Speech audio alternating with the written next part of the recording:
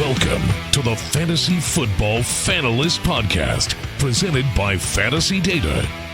Here's your hosts, Billy Muzio and Bradley Stalder.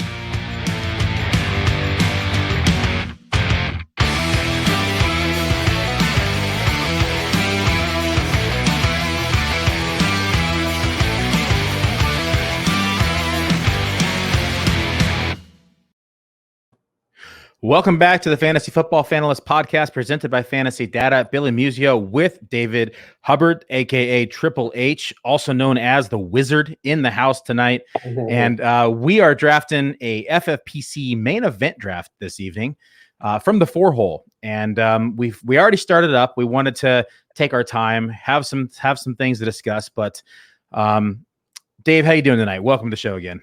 I'm doing great, Billy. How you doing? It's going to be a fun one. I always get stoked up now that it's main event time and the football guys are over with for me, and now it's on to the main events in the big money leagues. So it's a great time of the year. Yeah, so this is our first time streaming a main event. We have a couple in the books already.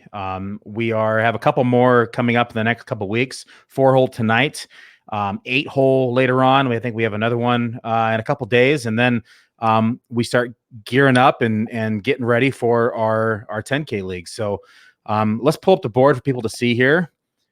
We can rock and roll. First off the bat was Christian McCaffrey at the 1-hole, Dalvin Cook, pretty chalk, Travis Kelce chalk. And then we threw, I wouldn't say a curveball necessarily because he's starting to climb boards, but we took Devontae Adams here in the 4-hole. And then Alvin Kamara in the 5, Zeke went to the 6, Tyreek to the 7, Darren Waller to the 8, Derrick Henry auto draft in the 9, and then Stephon Diggs to the 10-hole. Other than the Adams pick, it's pretty standard board from the main events I've seen. Pretty much those guys go in most drafts in the first 10 picks. Yeah, and you and I are known to build anything we really want from any spot. You more so than I. I think last night you fired up, was it Najee Harris in the 4-hole? Yes, I did. I took Najee in the 4-hole. Yeah, David has more balls than I do. I like how the team turned out. I like doing stuff like that, moving guys around the board, see how the board will shake out with different combinations of players. So I do it quite frequently. Yeah, it was definitely a good-looking team. I know we debated quite a bit off air. I liked the team, liked how it turned out. Najee Harris, I think, is in line for a lot of snaps, a lot of targets, a lot of carries. So I don't think you can go wrong with him at any point in this draft, pretty much. Yep. And there was a little news today with a little scare with Henderson getting his thumb messed up, but it looks like he's going to be all right.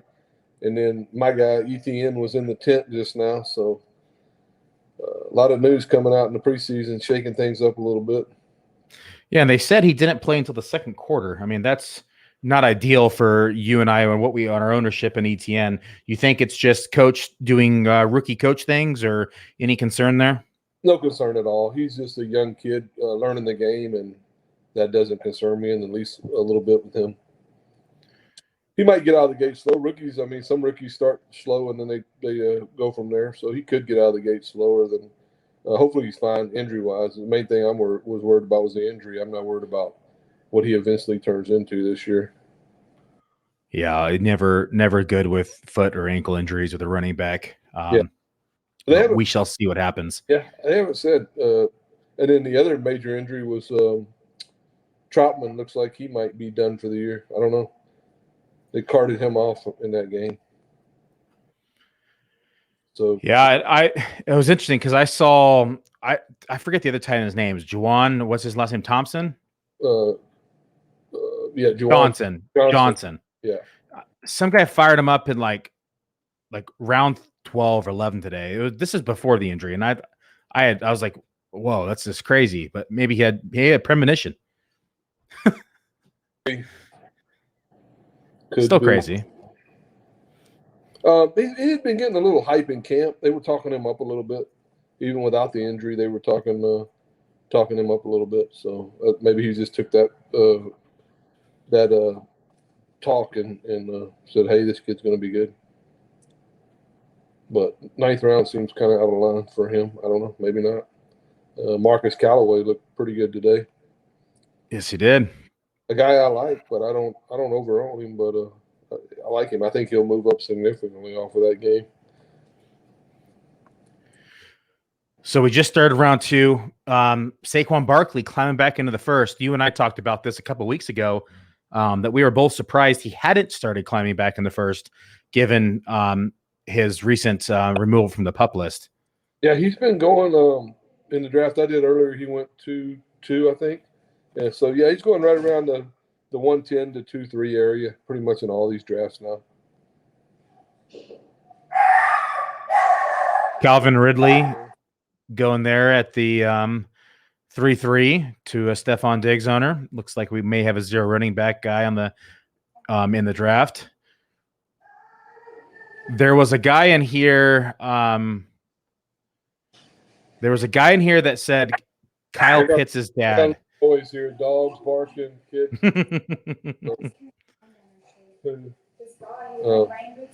Might have been.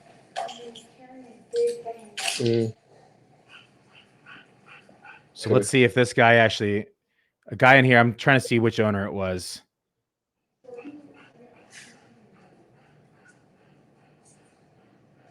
Where is he? Kyle Pitts' dad was his name. Who's that? Oh, no, that's in the FBG. So we have another draft tonight. Right after this, we have an FBG draft at 9 Pacific, midnight draft for FFPC. So in that draft, there's a guy whose name is Kyle Pitts' dad. I'm guessing round 1 or round 2 Pitts in that draft. That's awesome. In the football guys, 350s, the values have changed some with those drafts for sure. I've seen some boards. I haven't been doing a lot of 350s. Kind of cooled off on those, and they're a lot different boards than what we had been seeing. Yep. Guys are moving all over the place. Yeah, as you call tourist season, we start getting a lot of new faces here into drafts, and they shake up ADP. Starts looking a lot different. This is an interesting board so far. I like. We'll see what happens here. Yeah, we've built that Barkley-Eckler combo, but we built it in reverse. We took Eckler first and Barkley second. Yeah, I don't know if that was a football guys, I think, wasn't it? 350. Oh, it was a football guys, yes.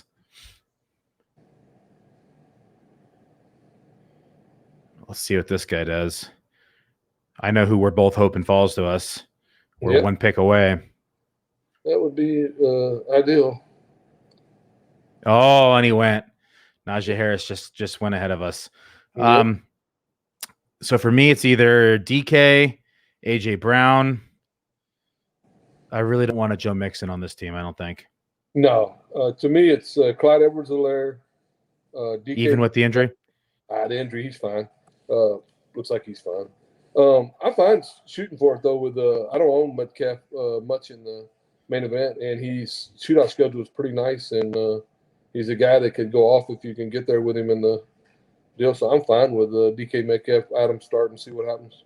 Yeah, first week they play Los Angeles. Ramsey matchup is tough, but then from there they have a pretty easy matchup. Funny though, he plays really. I don't know if he gets up for Ramsey or what, but he tears Ramsey up in some games. Okay, let's lock in DK, and we'll start off with two solid wide receivers. Yep, I under-own the guy, and I shouldn't under-own him in this format. He's definitely a guy you should own. That's crazy, Najee. Talk about him, and he almost made it back. We talked about this last night about, hey, if he makes it back to us. You told me he would not. I had a glimmer of hope, and my hope was just slammed, slammed one pick before. That's the latest I've seen him fall in a wall. Man, that would have been nice. I would have been leaping for joy, quite frankly. Yeah, that would have been kind of funny.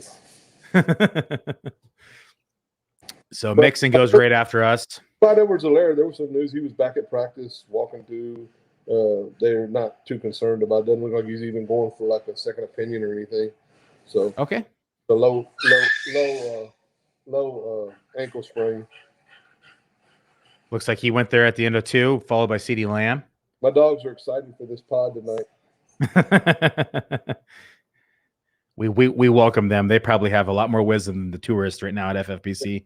I got a fleet of dogs. I got too many dogs. My kids are home from college. They got dogs. My other daughter just got a new dog that she didn't need, so I'm dog poor right now. I bet your dogs have listened to you do so much drafting that they probably know exactly who you're going to pick. Oh yeah, pretty much. Well, I do some crazy stuff. I don't think sometimes I don't even know what I'm going to pick. Fair enough. Depends on what mood I'm in. This is an explosive start. I mean, I don't own DK Metcalf this year, but I like their shootout schedule, like I said, and I like that he plays with a quarterback that throws one of the best deep balls in football, and that's a lot to like about it. It looks like we're going to be starting 3 wide receivers possibly here. 100% my vote to start. Yeah. And I'll take either one of the guys that are left. I think we're on the same page. Yeah, Brown or Keenan Allen here. Easy. Yeah, all day.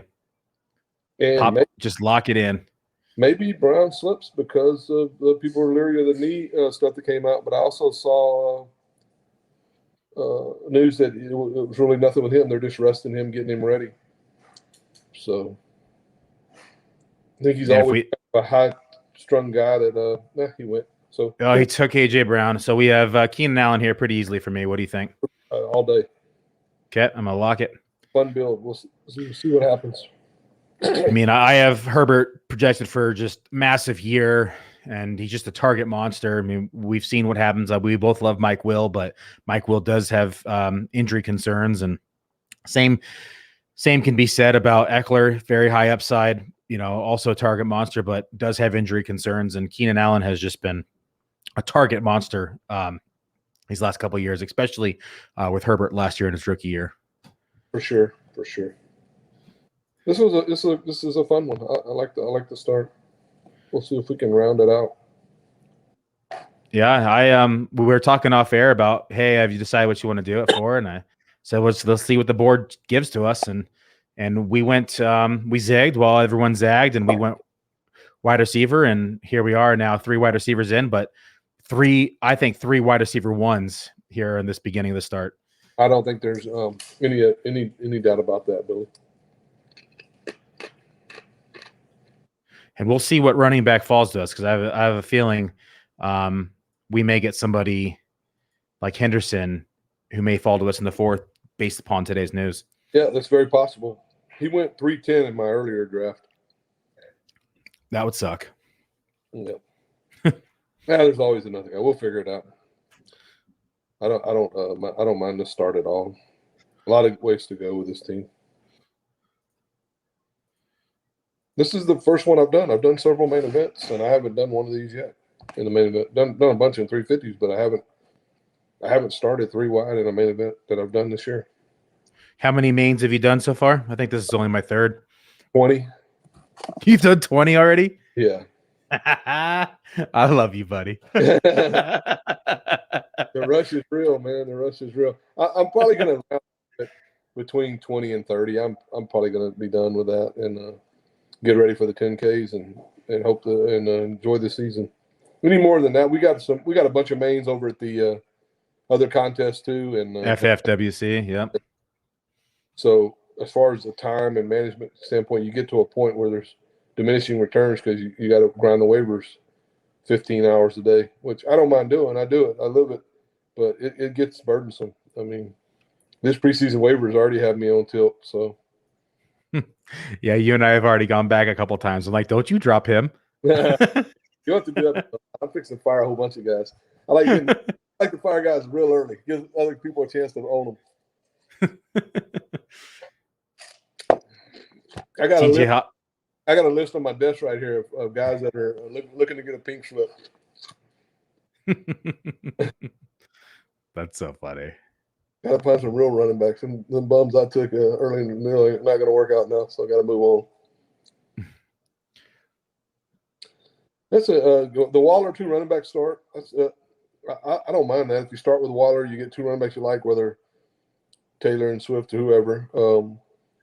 That's a solid start. We'll see what he does with it. Guy in the 10-hole does the same start as us, 3 wide. I hadn't seen this in many mains.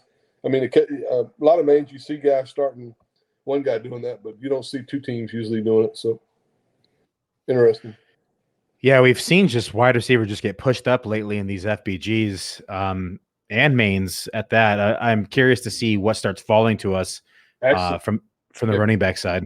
Yeah, actually, we have three teams doing it because really Tyreek Hawkinson is the same thing. I mean, basically Hawkinson's a wide receiver with a tight end designation, so he got three teams in this league doing the exact same thing. Kyle Pitts is still in the as I said it, there he goes. Goes at 311. That was he was getting late for Kyle Pitts. He's rarely going to make it out of the third round. I trying to think if I've seen a main. I'm not sure I've seen a main this year where he made it to the fourth round. Seen it in football guys, but I don't think I've seen it in the main this year. Yeah, football guys, a couple of weeks we got him at 4-3. 4-3. Yeah. I remember that draft in football guys. That's what I'm saying. The 350s, occasionally he would make it to the fourth round, but I haven't seen him make it to the fourth round in the main. I don't know if the ADP meter goes off for these guys, and that's it. And whether they like Kyle Pitts or not, it's just they take him. But I haven't seen the same where he slipped to the fourth round in main events. Let's see what the 12 hole does. We started 2 running backs. I would assume he's going to probably double tap wide receiver here. Who knows? Maybe he's a Patrick Mahomes fan. Yep. Patrick Mahomes has been slipping in these main events. One of mine, he went 3-3, and the other one, he went 4-11. So he's got a wide range.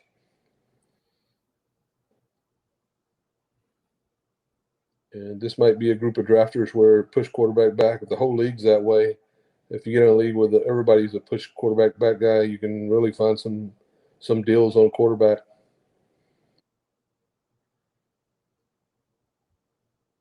And a lot of times that's the case in the mains. But here, the mains I've been doing, the quarterbacks are pretty much staying where they went in the 350s. I haven't seen like extreme value on quarterback. One or two leagues, but not wholesale.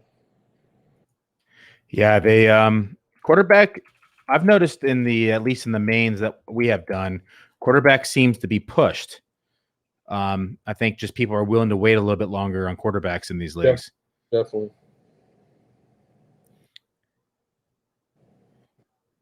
So he does go 2 wide receivers. There's a lot of ways you can go there. That's one of them.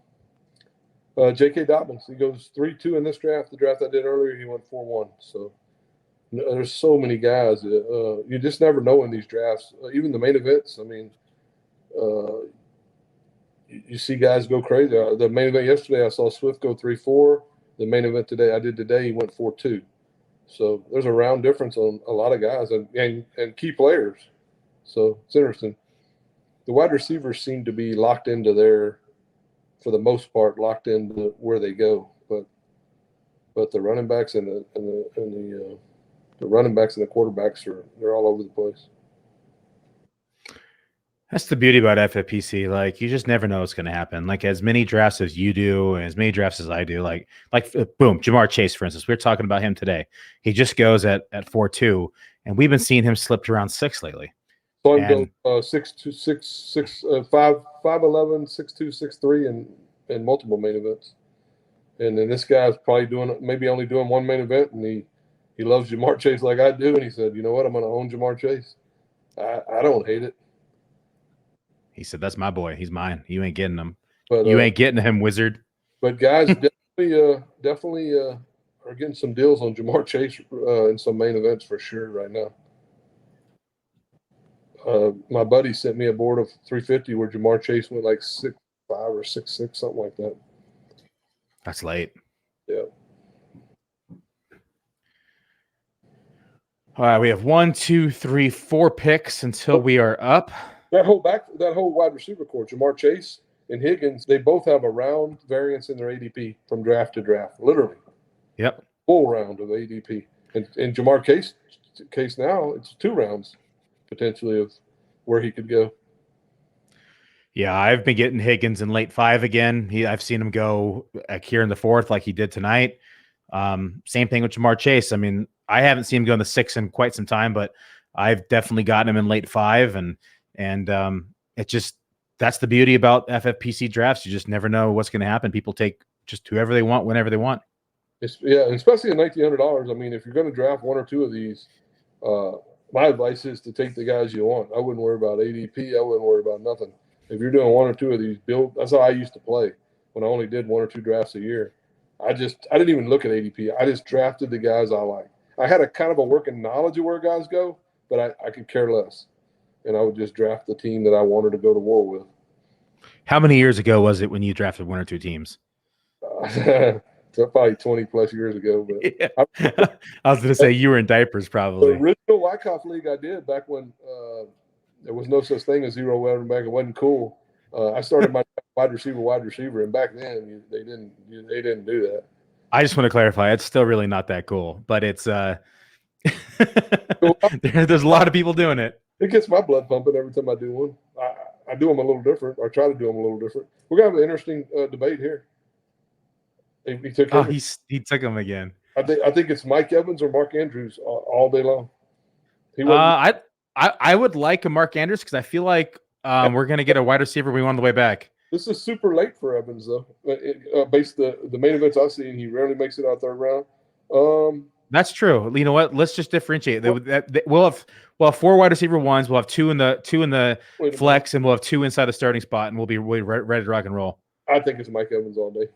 Okay, let's do it, and let's see what happens. I like Mike Evans better based on where he's been going. I mean, I think that's the latest I've seen him go in a main event that I've done.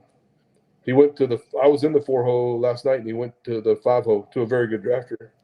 And the only reason I even considered Andrews was just based upon all the injuries that they've had in the wide receiver core. But I just think I really like Mike Evans in that schedule. And especially as your wide receiver 3, I mean, come on, that's fantastic. 4. Oh, 4. Thank you. I can't count. I've only had 1 glass of wine too. You'd think I'd be drunk already. I keep you straight. Oh man. Well, maybe we'll get lucky, and I doubt it, but I think this guy will drop in Andrews right here because he's got Dobbins. The guy in the 5-0 was not having it. He was definitely taking Darrell Henderson. I thought for sure he's going to lock in Evans because he already had 2 running backs. He just didn't want to give us Henderson. No chance, yeah. Playing a little defense. Let him. With a good player. I mean, I like his. I mean, he's got 3 solid running backs on the team with a true number 1.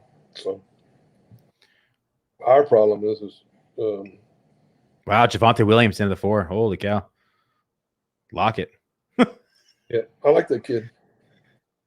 He's a Denver fan. He locked in Judy too.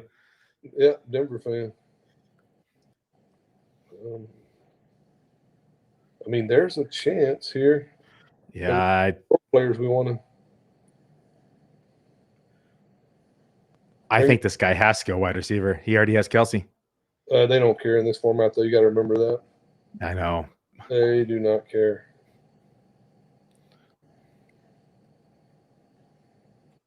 He's debating, man. I would be too. He's going to be thin at wide receiver, though, if he doesn't take him. If he doesn't take a wide receiver. Yeah, in this format, you only have to start 2. So these guys play. I think it's a good lead there. We'll see.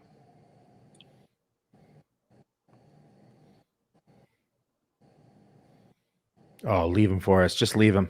You don't want him? It's a sweat. I like these sweats. Get your blood pumping. It's a sweat. We got a sweat. He's panicking. Oh, damn it. He took him? He took him. Yeah. ADP guy. Damn. That was so close. That was close. Okay. Damn, I thought we were going to get him. Yeah, I don't love anything here. I don't either. Especially given Etienne's foot. We don't know what's going on with it. Yeah. I know you don't like it, but I think it's either Josh Jacobs or Brandon Ayuk for me. I'm good with Ayuk with what's left. Or do you want to take a positional difference and take somebody like Kyler Murray or Josh Allen? I don't view him as a positional difference. So, okay, let's take Brandon Ayuk then. Okay. Dang, man, that was close.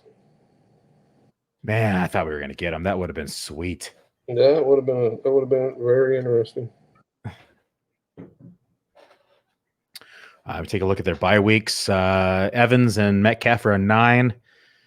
Ayuk and Devontae Adams and Keenan Allen all different buys. So we are set now. We're even through bye weeks. We have a solid wide receiver. We're going to see. The only thing this does from a strategy standpoint, this kind of this drafting style, which I don't do a lot, but I'm fine doing it. It limits your ability to pick off value, in my opinion, because you always feel like you're chasing another position. So you don't feel a guy falls that you're really, really high on. You can take him and keep taking him, but eventually at some point you got to have a playable guy. That's where I looked at a couple of these guys that did zero running back, and it's great, but you got to find somebody to play at the other position. So. Yeah, I was really hoping Henderson would have made it last round and Andrews this round. It would have changed the dynamic of the team a little bit, but I'm fine with the build. No, this is a fun build. This is going to be a fun one again. You and I are both not crazy about Josh Jacobs. I like him more than you do, but you like him way more than I think he's a round pick at best. So you like him? Yeah, I'll take him in the fifth. If a squad like this, I'll take him right here. But typically, I like taking him the end of 5 or beginning of 6. Yeah, I like taking him in like the 10th. That's why I don't have any. Man, well, we'll keep our fingers crossed that we get somebody like Chase Edmonds or Trey Sermon. Yes, I'm not too worried about it. We can find. We'll be all right.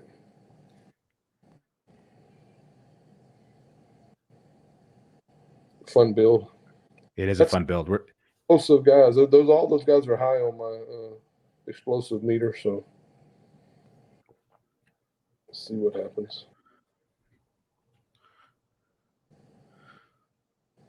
So I told you how I've been working on that fantasy football video showdown. Yes. I uploaded it into YouTube a couple hours ago. It still has an hour and a half to upload, and it's like a 7.5 gigabyte file. It's like 5.5 hours. I was trying to timestamp everybody, but when I uploaded all of my timestamps, I am 1,041 characters over the limit typing in notes on a video. So I don't know whether to if so as a consumer, would you rather have the later rounds noted, or would you rather have the earlier rounds noted? If I'm a novice, I'd rather have the first 10 rounds than the last 10 rounds. Easy. That's what I was thinking too. Like somebody who wants to see the first, I'm able to get I'm probably able to get about 10 rounds tagged, or I could just punch in. I could probably just punch in 15 rounds and just erase the last 5 rounds, and then just say, some sort of note so they know.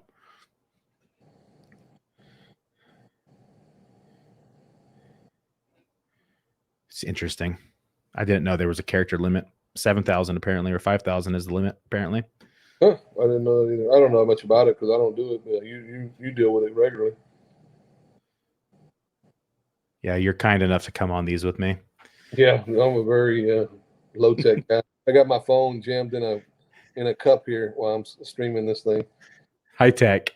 And sometimes I guess my microphone gets muffed because the microphone is the phone. So when I listen back to some of these pods, I sound a little like light. I don't know if that's just the microphone getting blocked by the way I jam it in this cup. I don't know. I need one. You've come on so many with these with me. I'm just gonna send you a microphone. Yeah, yeah. I'll make it easy for you. I'll send it a little attachment. All you got to do is plug it into your iPad. Be like last year, Billy calls me up and says, "Hey, Dave, will you do a deal with me?" I said, "Sure, man, no problem." And then I could never actually figure out how to get into the deal he was doing, so I never did do it. You know what? We changed software because of that, actually, because they weren't compatible with Apple. Yeah, I think you thought I was avoiding it, but I wasn't. I just don't like that much technology. I'd be fine living out and never having to deal with it. I tweet all the time, nonsense, but I could live without it. Yeah, I messaged Dave and was like, "Yeah, are you dodging me, man?" Yeah. No, I'm out here feeding cows, brother. Oh man. Yeah, we tried, and then we both realized that it's not compatible with Apple. And then at that point, I started searching for this software, StreamYard, which is what we found. Yeah. I forgot who we were using before. I can't remember the name of it now, but they weren't compatible with Apple, so we ditched them. This company could do an advertisement. Even David Hubbard can figure us out and use our stream. So this is really easy. I've had no problems with this. Yeah, so simple. Boomers can do it. There's another Tyler Boyd. Man, he have a main event. I got him in the 9th round, and recently I haven't seen him go past like 6'4", 6'5". Crazy. People talk about that. I mean, Chase, Higgins, Boyd, all really good receivers, but can they all three get home in the same year and return value where they go? But possibly. I think so. I mean, what other receiving core could potentially return? They don't really 100 plus target, receivers. I think with Dallas, maybe. Yeah. Pittsburgh definitely. Anybody else? Not off the top of my head. No. Yeah, I can't think of anyone else. I think those three are the only ones that could possibly hit it. Yeah. Yep. Tennessee doesn't have the third guy though, so no. No. Dallas and a sneaky one would be I guess Denver with Judy, Sutton, and Fant. If Detroit, it would just be Hawkinson, and Hawkinson. Yeah. Detroit has some sneaky guys at receiver, so I'll be interested to see how that offense looks. Yeah, Tyrell Williams is very underrated. Yep, and then they got the St. Brown kid who's turned some heads.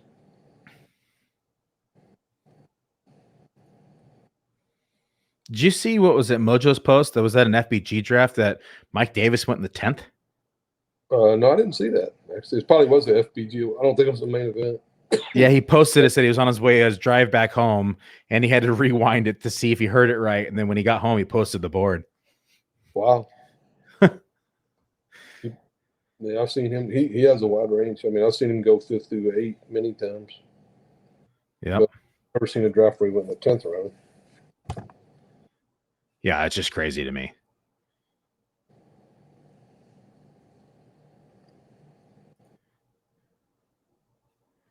That's funny. That guy grinded that whole clock to take Andrews.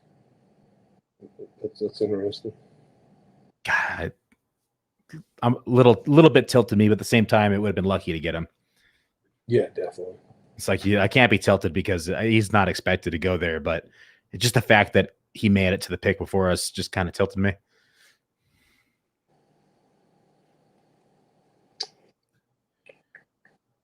Oh, we got a little bit of quarterback run these last half round to round. Yep, they all go. The big ones all go. Murray, Josh Allen, Dak, Lamar.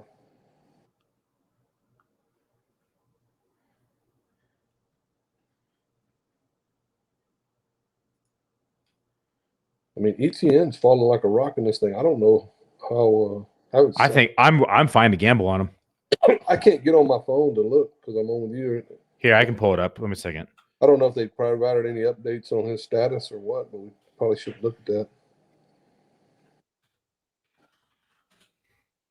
I mean, I can open a window on my iPad, but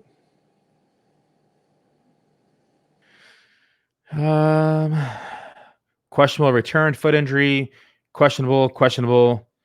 Let me pull up Twitter and find Dr. Chow. Yeah, Dr. Chow, yeah.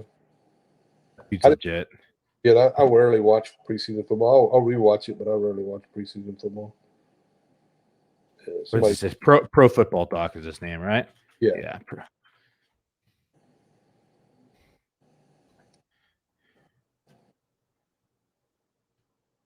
He's slacking in preseason. He went. So. Okay, there we go. Pick that out. Take that off our plate. They get real cautious with guys in the preseason.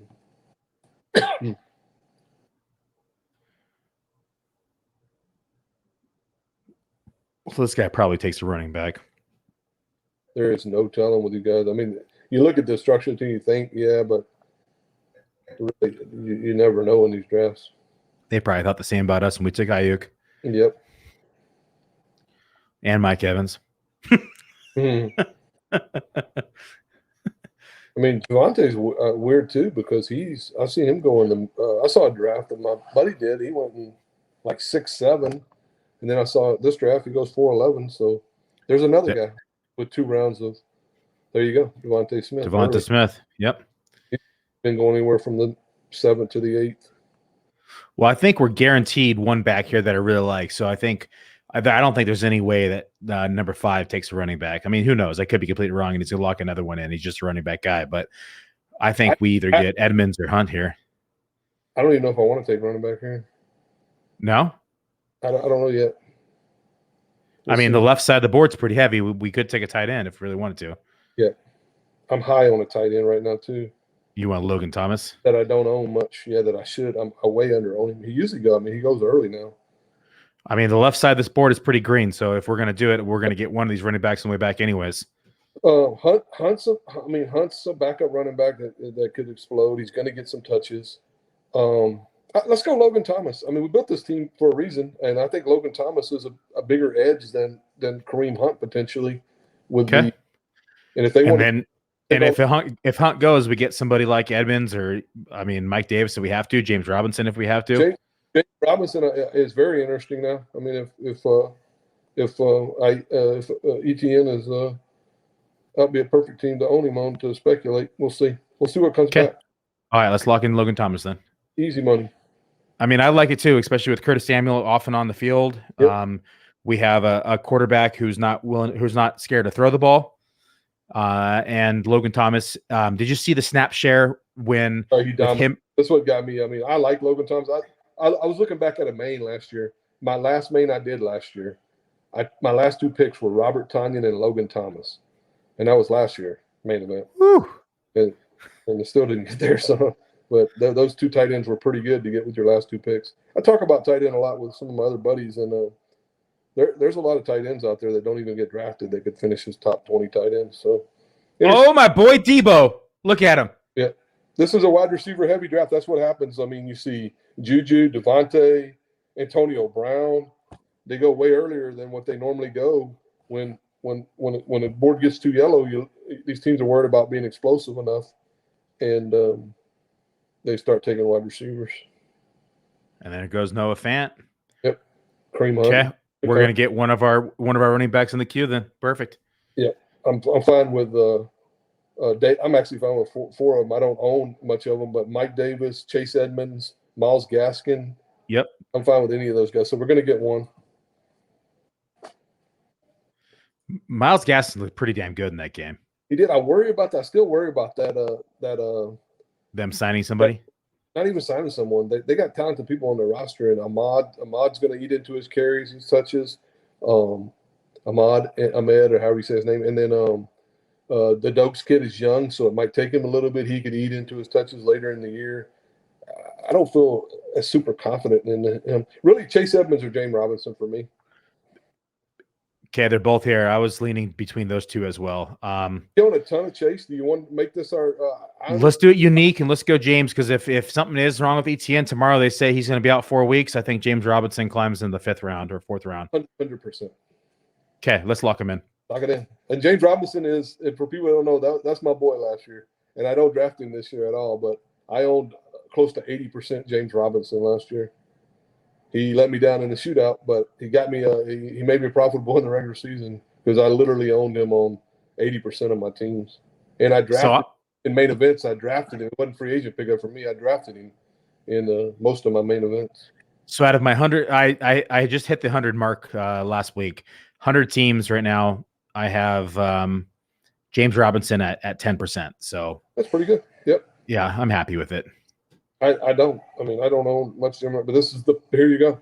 I do a main event. This is the perfect structure to own for me personally to own James Robinson. I call it giving a guy a chance to be good.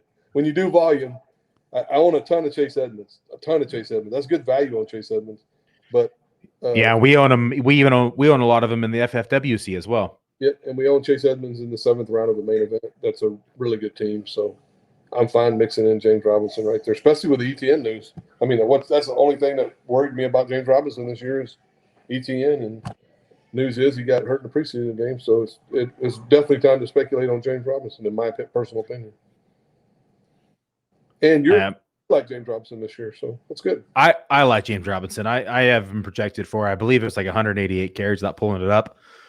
That was with ETN there, even during, I think I had him projected that even before camp news broke out. But I just viewed Travis Etienne more as a third down back and being put in the slot. And I thought he'd spell in at 1 and 2 occasionally, but I just felt like James Robinson was going to be that 1-2 guy primarily in this offense. Yeah, that's what kind of cooled me on James Robinson, because losing third down is kind of big to me. It is. He was really valuable in the pass game. He's a great passing down back. So if ETN goes away through injury or whatever, then James Robinson should go in the 4th round of these drafts. So, I 100% agree. The only thing I really liked that James Robinson, the reason I was taking him, even though he was losing that third down work, was he's the goal line back. Yep. And he's going to get all those goal line carries. And this offense may be better than people expect, and they're going to be on the field more. They're going to have more drives, which means more 1-2 downs. Definitely. He's definitely all that is true. But I'm happy with it. And I'm just rooting for him. I want him to be like that next Arian Foster, that undrafted, free agent that just explodes and just dominates. I'm happy we build a team like this and he's on it. So when I own, this is perfect for my portfolio. Last night we were texting. I did not imagine us starting 5 wide receivers in this draft. I never go into a draft and like a lot of people go in a draft say, who are you going to take at 4 or 5? I mean, I'll think about some guys and you have an idea. I let the board go and decide how the team is built. I mean, I don't go in there saying I'm going to take 3 running backs and 2 wide receivers here. I don't structure every team the same. You can look at all 20 of my main events and you probably think the same guy didn't draft them all, because I definitely structure teams differently. And I'm not like one of the guys that follows the ADP chart and I got to take this guy because this is where he goes. I don't do much of that either. It's a valid strategy when you're doing volume for sure, because you're gonna own guys past where the masses own them. There's several guys that are very good at that strategy, so it works. But I prefer this style of drafting better. Don't paint yourself into a corner or a box.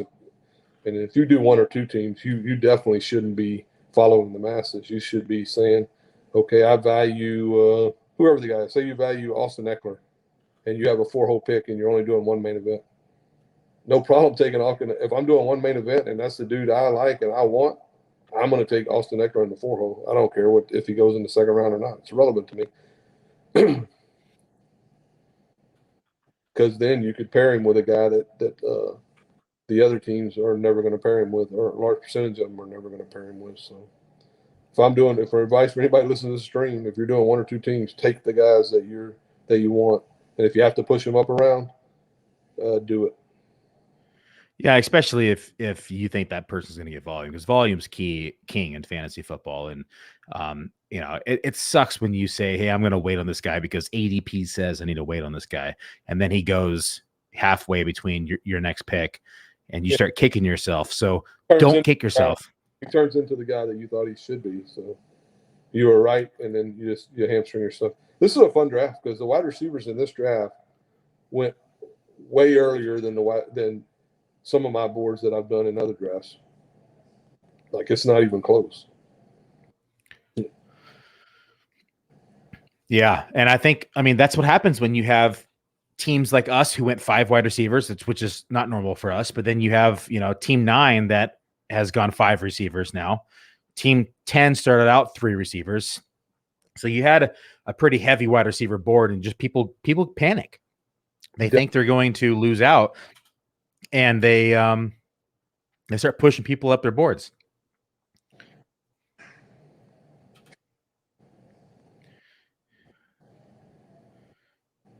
For sure, Billy. That's 100% accurate. But we built this would be, I think this is the 3rd or 4th main event we've done together. I lose track. But every one of them looks entirely different. I mean, literally every one of them looks different. Yeah, I don't like to build the same teams. I mean, I had a couple of them last year. I owned Kamara in like 3 last year, which panned out. He had a great year, but I like to diversify, and even if I am that high on a person, you just can't put that much on your season. There's Mike Gallup at 7-1. To give you an idea, I got Michael Gallup at 9-11. 8-1. 8-1. 8-1. I got him at 9-11. So every one of these boards are extremely different. I mean, Myles Gaskins went 7-12. That's how far these fell. That's late for Myles Gaskin. Very late.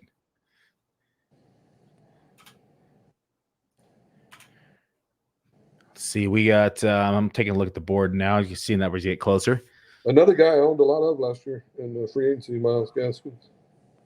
I like his tape. I mean, I just don't like the situation he's in. Totally. I haven't totally bought what they're selling. He was my saving grace in my Christian McCaffrey leagues.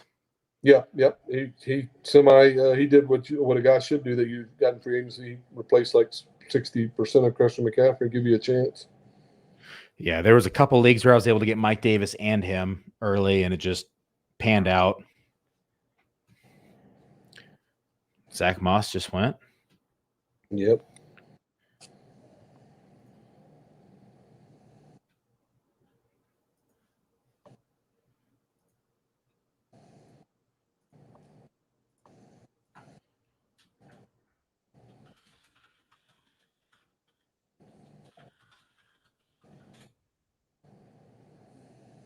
Justin Herbert. Oh wow, that's interesting. We're gonna get I think another running back here that we like. Very well could.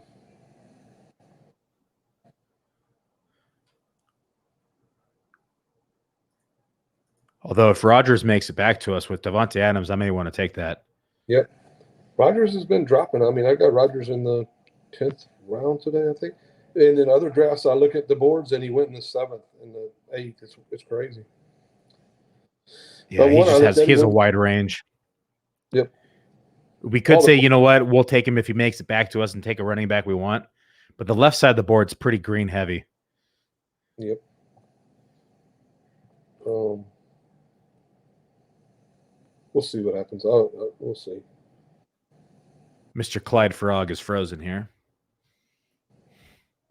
Yeah, he's still clocking down. He's 7-6. He's just trying to figure out what he wants to do with this. Look at this build.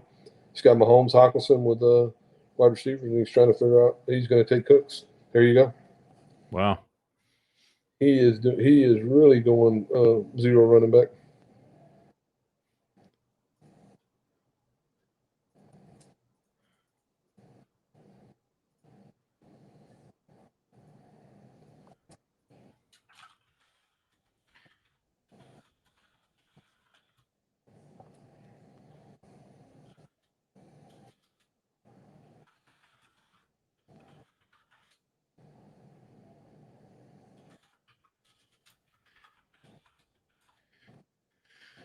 All right, 1, 2. We're up in 3.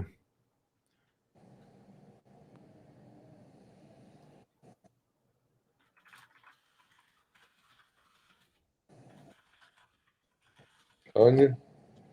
The debate for me is Damien Harris and just wait on quarterback because he is going to touch the ball a ton, and this is real late for him.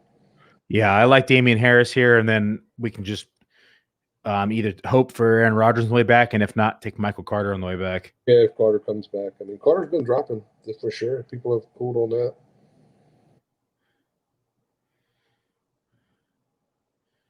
And this dude has rocked us. I mean, he's taking running back. So he could take another running back here.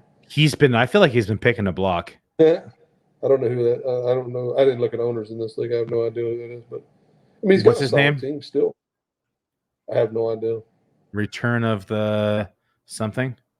Yeah, return or something. Yeah. Don't know. Don't recognize the name.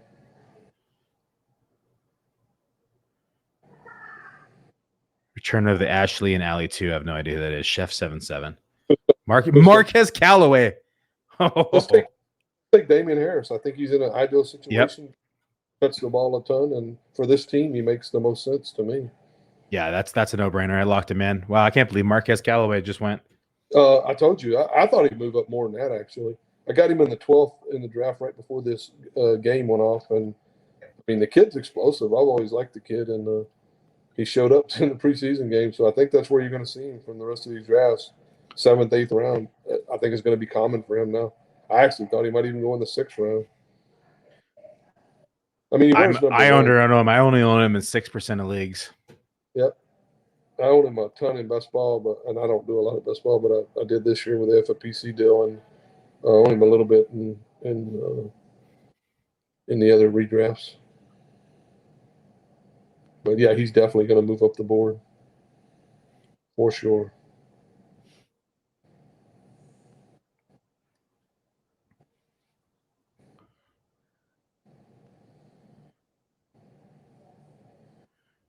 Well, let's see what this left side does. Pretty tight end heavy, pretty wide range. All these guys have huge wide ranges. There we go. He locked in Waddle and Irv Smith.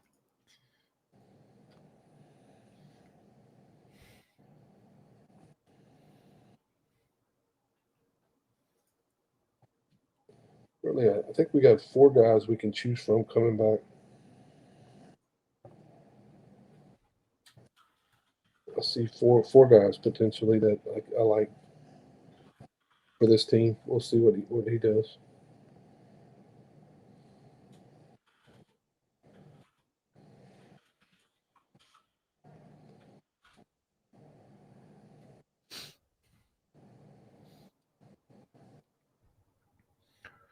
Brady?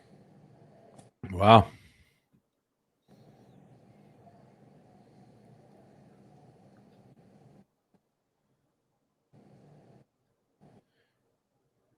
It's a pretty crazy board. This is a fun team, Big Dog. We picked the right one. I like this. I think so too. And we picked the right draft to go wide receiver heavy. I mean, look how wide receiver heavy this board is. Yeah, it's crazy wide receiver. But see, 3 teams did it, and that causes an inventory crunch.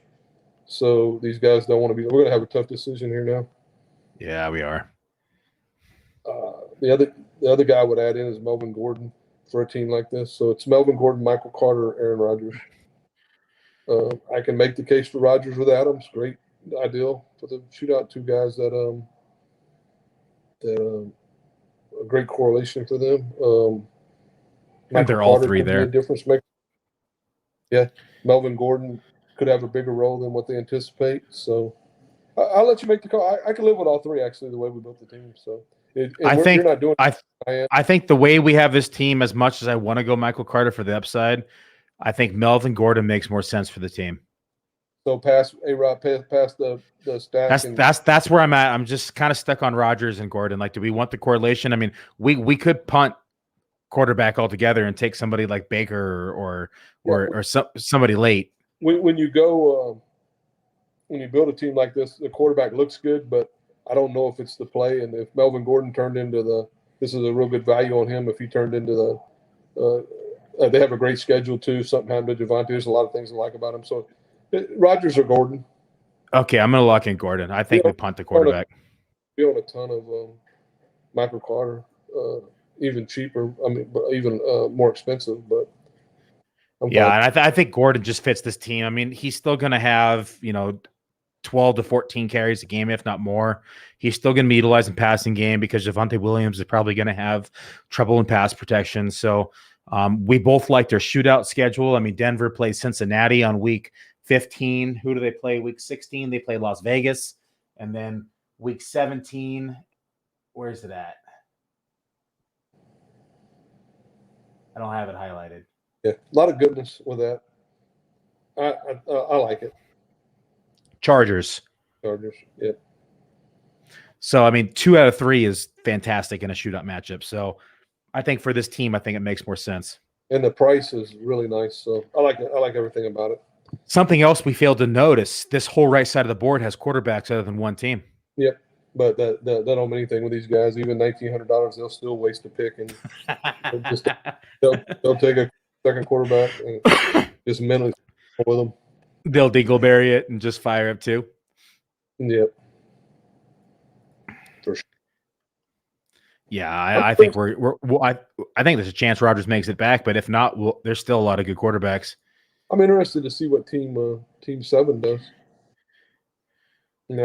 He went just pure zero running back. Let's see what he does from here. He's not going to take a running back all draft. Eventually, software will make it. He's going to put Brandon Cooks in the Wildcat. This was a fun one, brother. I'm glad we did this one together. It is.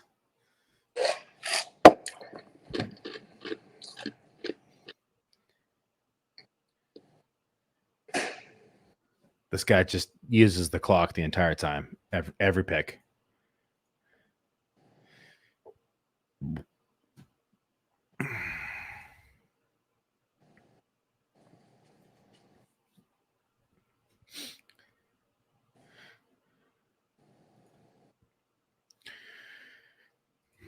There it is, Michael Carter.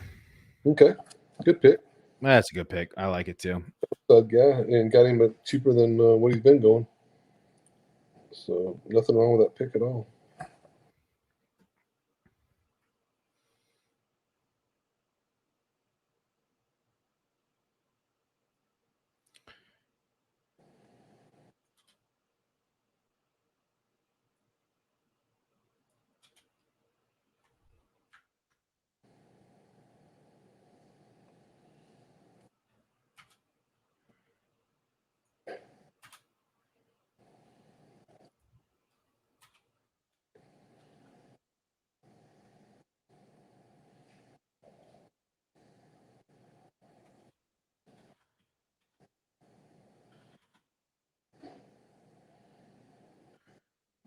Jarvis Landry. We got him in the 11th in a draft not long ago. Yeah. That's one positive thing about the FFPC. There's definitely you never know in any draft what might happen. So you got to prepare yourself to be ready to make the right decisions at each point in the draft. I think is key. A lot of these guys that build these zero running back teams, they just keep going and they don't ever give themselves any what I call outs. Eventually, you got to have some outs, or you're never going to get there unless you get lucky on the waiver wire. And in main events, you're dealing with guys that basically a lot of guys do this for a living. They grind. That's what they do. They grind. So your chances of out grinding those dudes for a breakout running back is tough because you're not going to be the only team bidding on them, and you're going to have to be perfect on your bid. And you're going to have to be perfect on identifying the guy. Somebody else in your league might identify the guy 2 weeks ahead of time, and he ain't even on the waiver wire. So there's a lot of things to take into consideration when you're building a zero running back team. Because as you do the main events, it's a lot different competition on the waiver wire in a main event that I found than in the 350 or other type leagues. And then when you get into the 10K leagues, it really gets tough. Because when somebody puts up $10,000 or $20,000 to draft a team, obviously they're committed. I mean, even if they don't. Some guys have a lot of money and they just want to gamble and do whatever. But most of the people that are putting up the $10,000 or the $20,000 to do those leagues like we are, 90% of the people in those leagues are what I call professionals. I mean, they grind all night every day for the whole season. Yeah, they're looking at a way to supplement their income, or in some scenarios, maybe it is their primary income. 100%. Or you have, just a guy out there who's, rich and just wants to gamble his money, like you said. But that likes football and works 9 to 5, and then he's hustling home to try to grind the waiver wire. And this dude's been up since 4 a.m. grinding the waiver wire and looking at news and following beat reporters. And this dude has to work for a living, and because I did it. I had to work for a living, and luckily I had a good partner that helped with a lot of that. But there's a huge difference. Time is a big factor when you, even if you do 10 or 20 teams and you're not used to doing 10 or 20 teams, it's a shock to your system when you got to go through every team and look at each team and try to. Now some guys do a 1-for-1 and they do a waiver wire and they pick this guy. I'm gonna drop this guy, pick up this guy. Well, these dudes are building 30 deep bid groups and layering it and structuring their bids, where they're going to get somebody and be happy with whoever they get, where the other guy might have missed out on the one guy that he was doing, that he had the time to do the 1-for-1 with. So that's one of when I build bids, I usually go a minimum of 5 deep. I like to go anywhere from like 7 to 10 on average. there's a lot of flaws in the zero. My point in all that is there's a lot of flaws in the zero running back philosophy because, one, if you didn't draft any playable running backs at all to start the season, you're behind the 8 ball. And two, you're looking for 11 weeks. They had a big debate on Twitter today. 11-week season, and if you don't make it in those 11 weeks, you're never getting a chance to play for the big money. So there's two flaws in that thought process. You got to have somebody to get you out of the gate, and then go for your home run plays. But some of these dudes I've looked at many zero running back teams this year where they have 0 outs. I mean, they're dead. They have 0 outs. They got to get that lightning has to strike for them to get to the playoffs. Yeah, I've seen quite a few of those. I mean, we've seen a lot of different even podcasts post those things, and they just, I mean, excuse my language, they look like shit shows. Yeah, but some of the guys, I think some of those guys may be too smart. I mean, they're very intelligent people. They're not dummies, the guys that are doing this. They all come very smart individuals. I'm not saying that. There's a difference, though. There's a difference between like the analytics side and then like the film side. And then there's a difference between when you're so in tune with the numbers that you overlook the obvious. I agree with that 100%. I've seen that with different people that I've played with. And you see that with people who are extremely smart, extremely bright, and they're just so number focused that they're just looking at the most optimal number standpoint of winning when they're missing, a starting running back that's going to get them X amount of points per week. And they're missing team construction, in my opinion. Exactly. They didn't give themselves a chance to win. They drafted some. That was the guy. I knew it. If it was going to go anywhere, it was going to go there. Aaron Rodgers. We almost got him back. Yep, that's a good deal on him. That's late for where he's going, so not a big deal. Okay, let's start throwing some names in here. So I think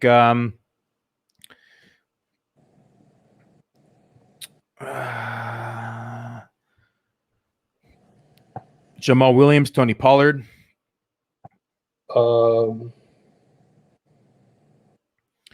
James Conner. Have we heard anything on Moss at all? On Zach Moss? Yeah. It was minor. Yeah. Okay. I like Rashad Penny. I like Jamal Williams. I just don't know how much upside he has. He's a solid guy to get you out of the gate. Tony Pollard. I think it's early for Penny. I think we could probably wait a whole another round. Possibly. Pollard just went. I like Xavier Jones. I like guys on real good offenses that I think have a chance to be like a massive difference maker. Where I like Jamal. I think he's going to get a lot of the touches. He's going to be involved, but I just don't know if he could be like a difference maker. I think we got Jamal Williams on this team already, the Jamal Williams types. Yeah. I mean, he's a fine pick. Jamal, we could put Jamal on this team and then go from there, but I definitely like Xavier Jones and Penny more than Jamal at this point.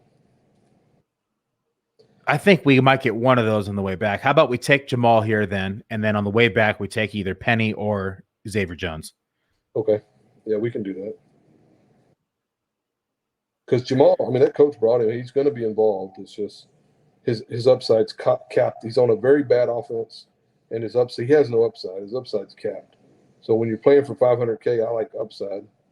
When I already have guys similar to him on the team already, I would rather have two of the other guys. But would you say that? Who do you think has more upside, James Conner or Jamal Williams? I think Penny has more upside than both those guys. Like, I don't even think it's close. Connor's coming back from a toe deal that's kind of underreported, but we could take the safe guy. We could take Jamal with this team since it's so explosive up top, and he might be good enough if Swift went down. They're just a bad offense. But that was my thing. Is I think he's going to be involved in third down. He was involved even with Aaron Jones. I like Jamal Williams. I mean, I know his upside is capped, but he's got a defined role where somebody like Xavier Jones, we don't know what that role is yet. You might be surprised with his role, but yeah, okay, let's take Jamal and go from there. And then on the way back, we take either Jones or Penny. I think one of them, or if not both of them, make it, quite frankly. Yeah. Most guys have been drafting pretty much ADP, with the exception of this one hole. Xavier Jones and Penny have a chance to win the overall, where if you have Jamal in your lineup, I don't think you're going to win the overall. Where Xavier Jones could turn into like the difference maker on an explosive offense where Jamal is never going to be on explosive offense. He's on the offense he's on. It's never going to be any good. It's only going to be like average. At best. Yeah. So put average players on your team, you wind up with average results. That's my philosophy. That's the way we built this team. But the other argument is that you have a huge edge at wide receiver. I think you have an edge at tight end. He's underrated. Think he could be better than Andrews. And you have some solid running backs already. That was my take, because I was saying, hey, we're very strong up top. We have 4 wide receiver ones, and we have a wide receiver 2 with Brandon Ayuk, who's arguably could be a wide receiver 1, and then Logan Thomas, which in my opinion is a tight end 1, and then from there we get to pick and choose our running back poison every week depending upon matchups or how they're playing in the season, and then from there we can start taking stabs here. Like I truly do feel like Jones or Penny makes it back. Okay. One hole's the only wild card. He's taken a couple people earlier than average. Better pick than Jamal there was Drake. He was there too. Kenyon, yeah. That shootout matchup is really tough though. That's horrible, but they got here we go. Let me pull it. I got it over here on the wall again. They got Cleveland week 15. They have Denver week 16. And then I think they have Indianapolis week 17. That's even worse. Yep. No, their shootout's not great. That's why I don't like Josh Jacobs at all. But yeah, it's probably better for Drake than it is for Josh Jacobs, quite frankly.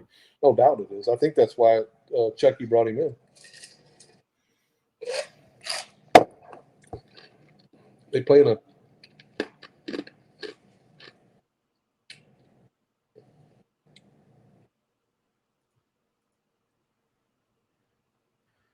well, so far my inclination has been correct. Let's hope it follows through. I just don't see these guys taking him ahead of Connor or Drake.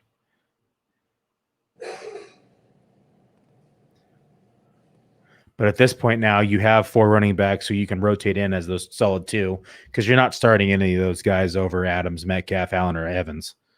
And then you're able to shoot for upside now.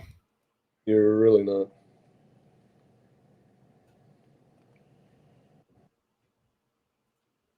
I didn't see Naheem's Hines names go, and it turned green. I got scared for a second. Mm-hmm. These dudes do have. I mean, they're running back pretty. I mean, this guy only has 3, so he could start taking running backs at any point too.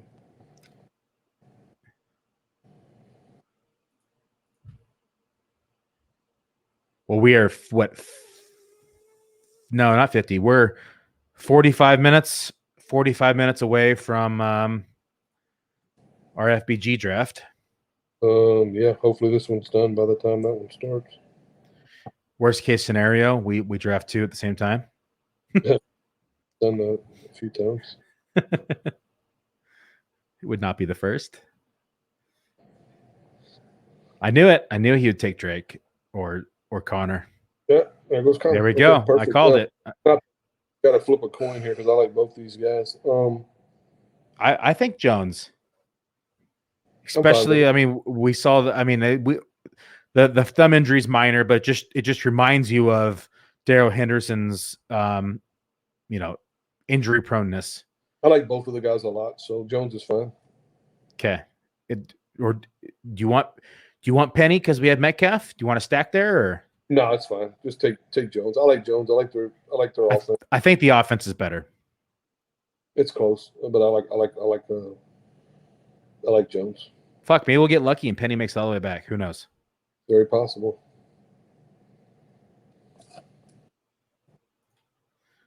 $147 on ADP. There's about 24 ahead of him. 1, 2, 3, 4, 5, 6, 7, 8, 9, 10, 11, 12. David Johnson doesn't count. 13, 14, 15, 20. 22 players ahead of him right now in ADP, so it's going to be very close.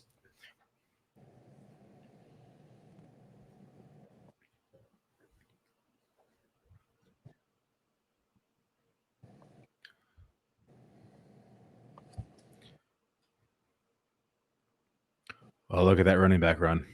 Yep. Yeah, some running backs have to come off the board because Team 9 has 1, Team 7 has 2. Ronald Jones off the board. Yep. Yeah, there's So definitely he's running backs. start of 11, 6 straight running backs.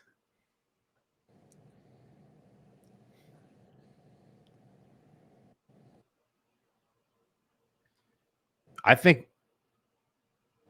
even if Penny doesn't make it back, we're going to be able to get somebody like Matt Stafford in round 12. It's possible. I mean, it all depends on how these drafters' philosophy on those type of guys. I get it a lot. I got Stafford in the main event in the 14th, I think. Did you really? Yeah. I'm going to pull up the boards right now on Fantasy Mojo. I haven't compared the last few days. I've been doing FBGs and best balls. I've seen plenty of them. Stafford round 12, beginning around 12 on average. Yep. Trey Lance is going ahead of him still. These guys have elite quarterbacks too. Yeah, every one of them to the right has solid quarterback.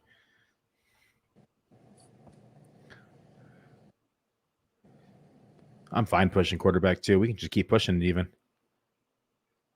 There comes a point where I'll take one. There goes our boy, Terrace Marshall.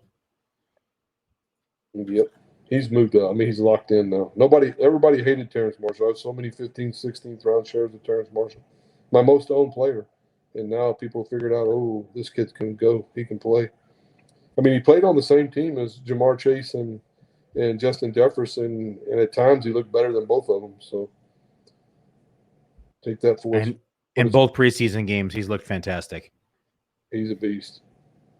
I do a lot of film study, and film rarely lies. I'm usually pretty spot on. So he was one of the guys that I just drafted every draft.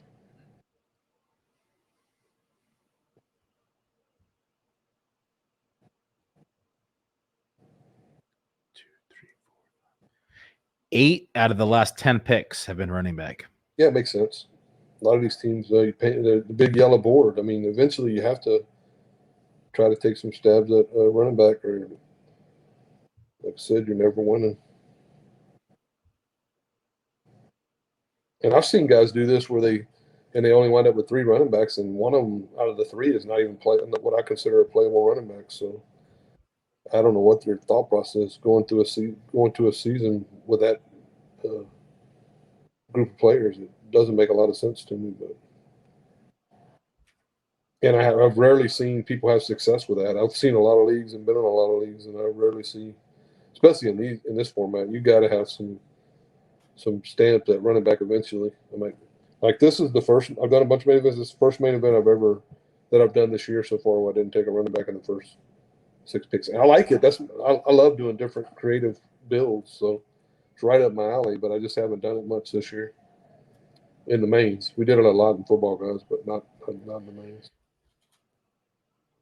Yeah, we have done it quite a bit in football, guys. Second quarterback off the board. Here we go. Joe Burrow, team 11. Yep. Pair it up with Rusty. He's got the Jamar Chase stack. Yeah, which he's never going to use without an injury because Burrow is probably not starting Burrow over Rusty very many weeks.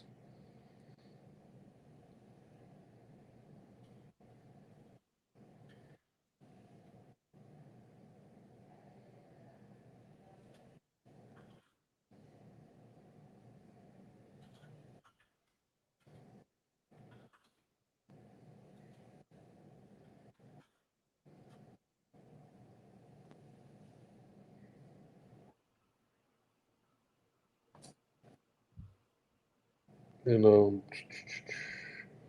that's a Lindsay. Cole Kmet, run 11. I like Cole Kmet a lot. Yeah, he's in a good spot to do something this year. He's one of the tight ends I like for sure. He just looks so much better than like broken down Jimmy Graham. He looked a lot better towards the end of last year, and he looked like he belonged.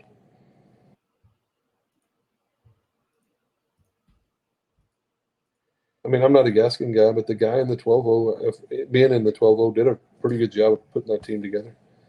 in my Yeah, opinion. Gaskins fell to him pretty nicely for him. Well, look at him fire up your boy 2 rounds early. Yep, I've liked it's about 4, 5, 6 rounds. I got him in the 16th yet, about 4 or 5 rounds early since he got injured. But I've liked the 12 hole. People gripe about not. I think some of my better drafts have come from the 12 hole this year.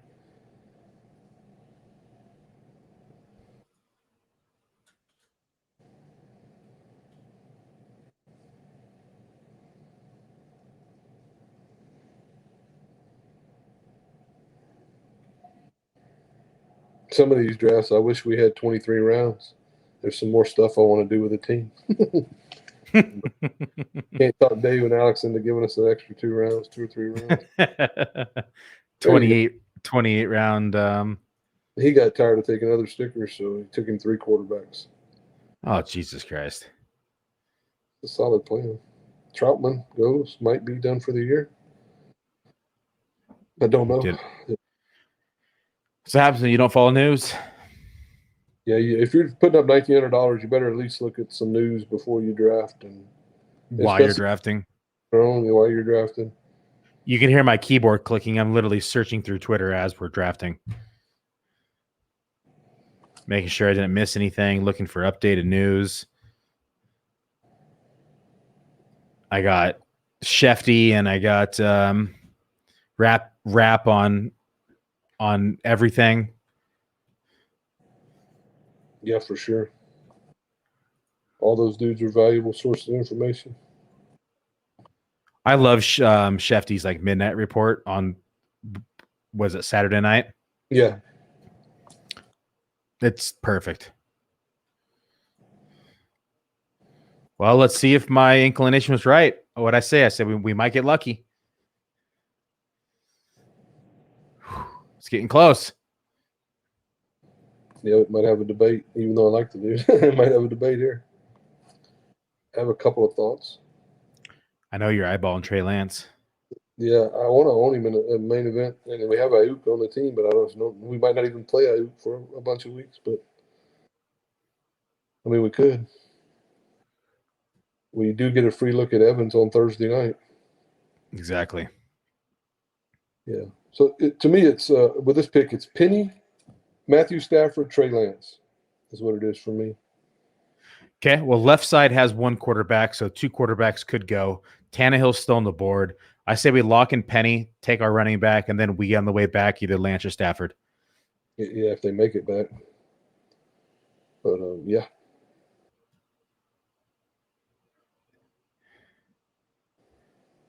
You like it? Good deal on both of those. Yeah, let's gamble. I like Penny. I value Penny.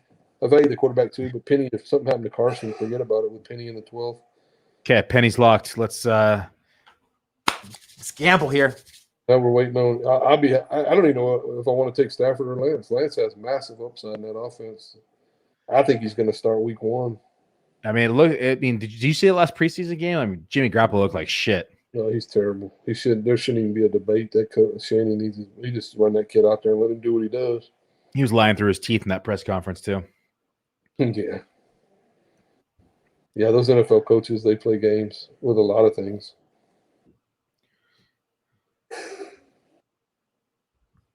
I'm disappointed. We should have taken 1 more wide receiver and then taken Logan Thomas and then Painted Green. We could have been 6, 1 purple, and then 6. Yeah. Been all symmetrical here. The wide receivers actually, I mean, tight ends went, so Logan Thomas probably wasn't even coming back. I'm just kidding. It would have been just from a pure ADD standpoint for symmetry. I don't even like it. I mean, Stafford went very next pick. It was either going to be, I figured he would. We pushed it a little too far with him, but that's all right. Tannehill, okay, that's okay as long as this guy doesn't take Lance. Yep.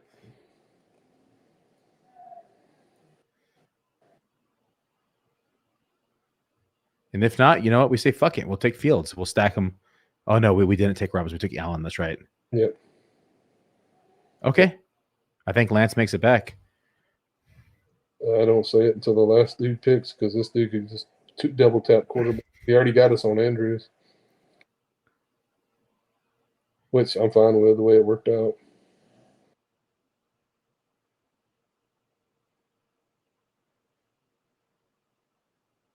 He's looking at the board right now. Yeah. Yeah, I didn't look at any of these team names. I don't know who this guy is for sure. But drafted a solid team. I mean, I'm not a Montgomery guy. I took Montgomery once and I wanted to puke in my mouth. So He made it, buddy. let's go. Let's do it. Love it. The gamble paid off. I did. Let's go. Only because Tannehill's on the board. If Tannehill wasn't on the board, I don't think we could have done that. Nice. And it's great for my portfolio because I own Stafford plenty. I get deals on Stafford, 13th round, late 12th, all the time. Where Lance, I'm high on Lance. I just don't take him enough. I always try to get a deal, and then somebody always fires him up on me. Now, do we want a second quarterback with this build, or do we wait for waivers week 1? I'm assuming, and then we're not taking another quarterback. Yeah, we'll wait till waivers week 1 if he's not the starter. Yeah, there's too many right now. There's too many guys out there that could have an impact on the season to be taking a second quarterback just because. I mean, whatever. We'll see what happens closer to the season, and we'll find somebody to play on. Lance is going to play eventually in the year, so I think it's going to be sooner rather than later. So I'm good with it. I'm a gambler at heart, so that's what I do. Now, the question is, do we want another wide receiver at all, or do we just roll with the 5 that we have? We have 5 solid receivers. I don't think we need one. We might. I mean, we definitely might take another receiver or two if we don't like the options. We'll just see who's there. There's a couple receivers I value quite highly that are still on the board who I think are going to be really good options. So we'll see. I like it. 13 rounds of pure joy. Yeah, I mean, you and I are both gamblers here. You more than me, but I still think it's paying off. I like the build right now. For a second tight end, do you want to risk it with Juwan Johnson? Do we want something more steady? Let me look at the inventory. They still got Cook, Henry, Ertz, Ebron, Arnold, Hurst. There's so many good tight ends that people don't even think about right now. Yeah, I mean, even Uzoma's going to have a role. I'm not a Uzuma guy, but Akins all day long. I like Akins. He's going to outdo Cooks. I'd lay money on that. He's going to outperform Cooks in that offense this year. People fire Cooks up and Akins is going to produce over Cooks. I like Akins. I would not take that bet. Don't even draft Akins. Probably maybe a top 15 tight end. He doesn't even get drafted. And he had massive touchdown upside last year. Yep. Kid's very talented. Way, way underrated. I shouldn't even be saying this on a stream because I still have some draft. I'll just beep it out. Beep. I don't have to. I don't care at this point. I'm about done drafting other than my 10Ks. So 10K is a totally different mindset. When you get the 10Ks and 20Ks, you're drafting to beat 11 people. It's a totally different mindset. Like I would never even close to attempt this team in a confined 10K or 20K league. Oh, no way. We'd fire up Zeke or somebody here. This is a tournament team. Yep, 100%. Which I like. I like this tournament team. Yeah, for waiting as late as we did on running back, we actually panned out okay. Yeah, you just have to attack the position. Like being able to get James Robinson the 7th and then Harris and Gordon the 8th and 9th worked out. Probably shouldn't have went there with the news. Well, as we saw by some of these drafts, they aren't watching the news because Troutman went in the 12th. Yep. And the ETN deal basically happened when this draft was starting, so did catch that. Hopefully he's all right. I mean, I'm a big ETN fan. I own quite a bit of ETN. I hope he's okay too. But even if he is, James Robinson's fine there. As much Chase Edmonds as we own in this tournament, I'm fine passing him for James based on that news that we had at the time of the draft.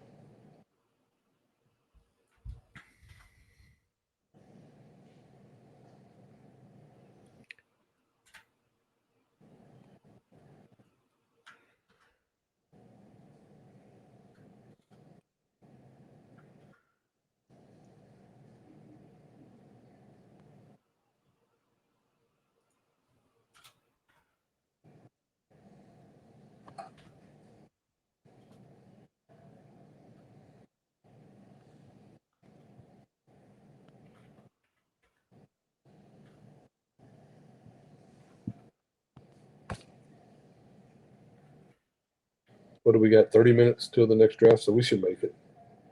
Yeah, we got. I think it's gonna be close, but I think we'll be okay.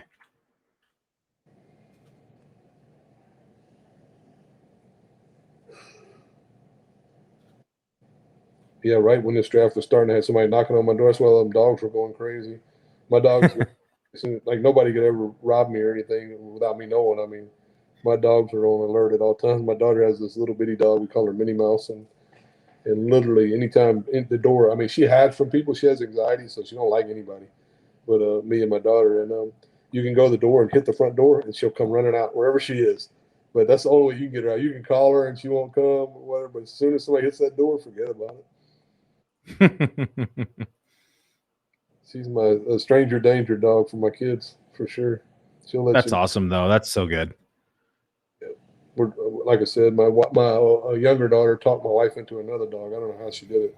I would have never signed off on it, but they brought another puppy home. The last thing we need is another dog. I saw a pretty funny tweet. It just sums up marriage, and it was my wife wanted a dog. I did not want a dog, so I compromised, and we got a dog. Exactly. Yeah, there's a lot of that in marriage life for sure.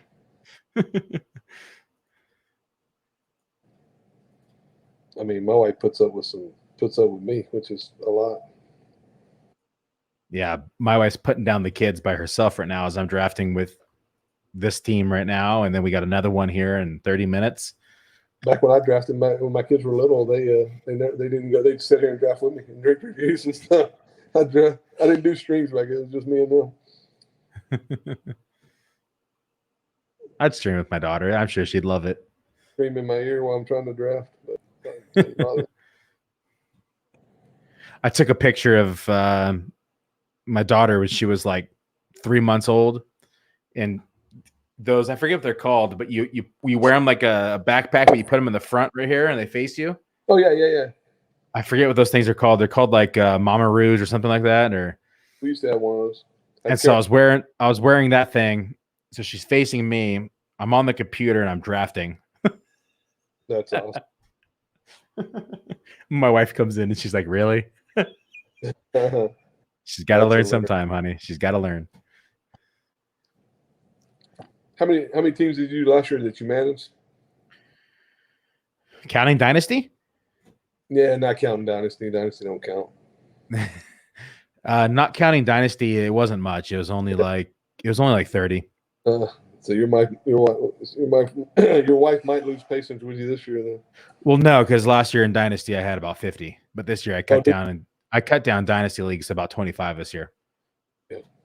I plan on phasing out Dynasty altogether next year with minus 3 leagues. Yeah.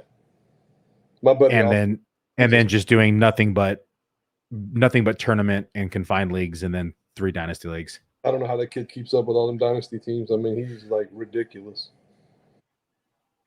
Yeah, Austin's an animal. He's an animal in Dynasty. Whew. I have no idea how he keeps up with all that.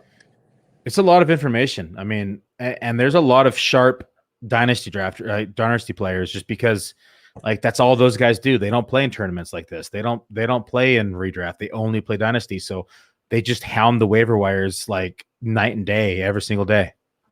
For sure. And I consider myself like a waiver wire hound, but I get out waiver wired in Dynasty leagues because that's like one guy has like one league and that's all he does, right? Yeah. Yeah. Guys that message me all the time about Dynasty, what do you think about this? I said, I don't play Dynasty. I can give you an opinion on the player or whatever, what I think for this year. But as far as structuring your team and looking forward to trading 3 or 4 picks, I can't keep up with that. And I'd be a horrible Dynasty player because I'd get so mad at some of these deals that they let go down in some of these leagues. They'd probably ban me from the league. Well, most of these leagues are there's no veto. There's no vetoes. It's everything goes through. Yeah.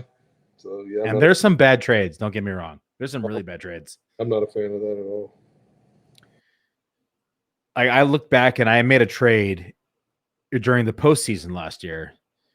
And looking back on it, like that trade is I got away with murder. I gave away, but like at the time it wasn't a bad trade. Like I gave away Jared Goff and which ended up being pick 1.12 because I got first place. So Jared Goff and my round 1 for Lamar Jackson. All right, brother. I think this pick we're up next. I think this pick is either we take Ramon Stevenson to go with Damien Harris with his team, or I like we take that. Hunter Henry. Yeah. So I think it's Hunter Henry or Ramon. I think left side is pretty tight end heavy. I think we take Stevenson, then take tight end the way back. Okay, I'm fine with that because once we have Logan, I'm good. But Hunter Henry is a value here for sure. So we'll see what these guys do. But I'm also fine. Stevenson's look good. I don't own a lot, and to have him with Harris on a team that's structured this way, I like it a lot. Makes sense. Yeah.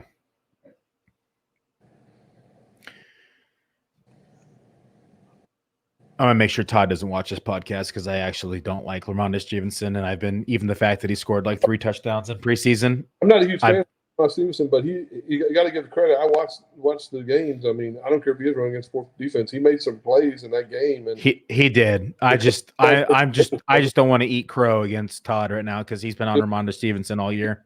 I twisted your arm. I don't own a ton of Ramon Stevenson, but we own Damien Harris on a team we structured this way. You have to take him. I agree. He's definitely the pick here. It's just perfect. I'm eating crow is what it is. You're not eating crow. I mean, you can say you don't. You can still draft a guy when you do volume. I mean, it doesn't matter. I love a guy, and I still put him late rounds is different than taking a guy you don't like in the 1st or 2nd or 3rd round. That's true. But you can also change your opinion on players. They might look at Le'Veon Bell. Say Le'Veon Bell. If you looked at him when he was at Michigan State, he looked like a fat dude. Looked like horrible to me. Looked horrible on tape. He gets to the NFL, he changed his whole body type. And that taught me a lot of lessons about, okay, I watched the guy's tape, I like his tape, but I also need to pay attention to what he looks like his rookie year. And the dude looked totally different. If you look at him at Michigan State and look at him his rookie year, he looked like a totally different player. Yeah, he looked like Michigan State. He looked like he did when he got back off the jet ski in Miami. Yeah. He looked overweight. That's why I don't draft. I mean, I have strong opinions on things and how to build teams and stuff, so I don't partner with many people. I couldn't do that with partner with different people, and I got different voices in my head. Me and you work well together. We compromise and make some adjustments on what we're doing based on how we want to do the team. But there's no way I could partner with like 7 different people in the same season. And I mean, I draft a few teams with Nelson because we go way back and we've done a few teams together. And we have a similar thought process, but that's about it. Yeah, you're my main partner. Definitely, I'd say about 75% of my drafts are with you. Best ball, not counting best ball. Best ball is kind of its own thing, right? Todd and you and Todd do a lot of best ball together, which is great. But going from best ball to redraft is a totally different mindset. Oh, it really is. I was actually like looking forward to like the best ball tournament ending, and they started the second one. I'm like, oh fuck me. You gotta do some of that too. I'm actually going to do 10 teams in that, and Austin's going to do 10, and then we're going to see how the teams do. Yeah, we're going to do 20 just because I wanted to hit my number and I missed my number in the first one because I failed faster than anticipated. So you're going to do 20 with Todd? Yeah, I'm going to do 20 with Todd, and it'll finish. It'll hit my number that I wanted to with the first one. Yeah, Todd's a best ball machine. He loves that best ball. Hunter Henry all day long. That's correct. That to me, that's almost criminal getting him there. I just looked at Fantasy Mojo. That is a 2-round discount on the dot. He goes at 13.4 on average right now. 13.4, I think is actually too cheap for the guy. And I like to put, once I have one tight end, I'm fine. I never let guys trap me into. I did early in the draft season, and then when I looked at what I was doing, it's a mistake because you're littering your team with tight ends that you're never going to play over some of the receivers you have on your roster. So once I got one, I'll just push back and find the guy that I can take there. And it worked out in this one for sure because I'm super high on Logan Thomas, and I like Hunter Henry a ton. For that price, I mean, I love Hunter Henry for that price. I mean, we just got Hunter Henry ahead of, Zach Ertz and Gronkowski and injured Trotman, and I think there's a lot to like right there. And I'm not even huge. I like Hunter Henry more than Jonnu Smith because I feel like Hunter Henry is more of a pass catcher than Jonnu Smith is, and he's more proven. Mm-hmm. For sure. But I just have some reservations with his offense altogether with any pass catcher. But if there's anyone who is going to succeed, it's going to be one of these tight ends. Yeah, this has been one of the funnest drafts I've done all year. I think. I like it. I like the Glad whole, to be a part of it. I don't even know if I want to publish this stream. Maybe we wait till after the drafting season's over to publish this stream. we could Yeah. just hold on to it. Yeah, just hold on to it and then release it right when it. Look what we did back then. I'm fine doing that if you want. That's fun times, yeah. I would say though I'd probably say 90% of the people watching this aren't doing mains. Oh, you think? I think there's more than that. You think so? Oh, I know so. Maybe. I mean, we might have 20%, but a lot of people are doing FBGs, or they might do one main. Yeah. Jake Funk is an interesting guy too with our team. The way he and he looked good too. He already went. I like Funk. Every time I hear it, I want to dance to that disco song. On the Funk.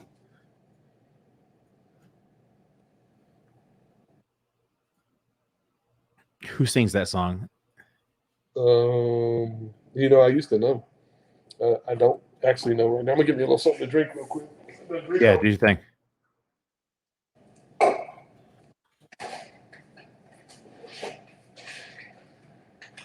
Gotta have some orange juice for the second half of this draft. Next draft.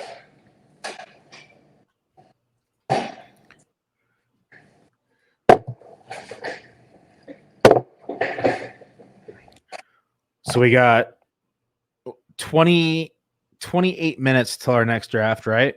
Yeah, we're gonna make it. No, we have 17 minutes till our next draft. Never mind. It's 55.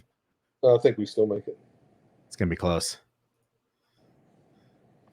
Okay. I think as long as these dingleberries don't take the whole clock.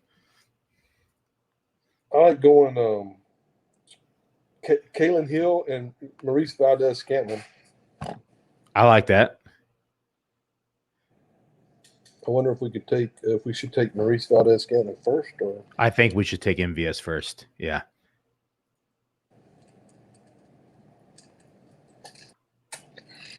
If he makes it back, even. People aren't high on him. I see many drafts. We can put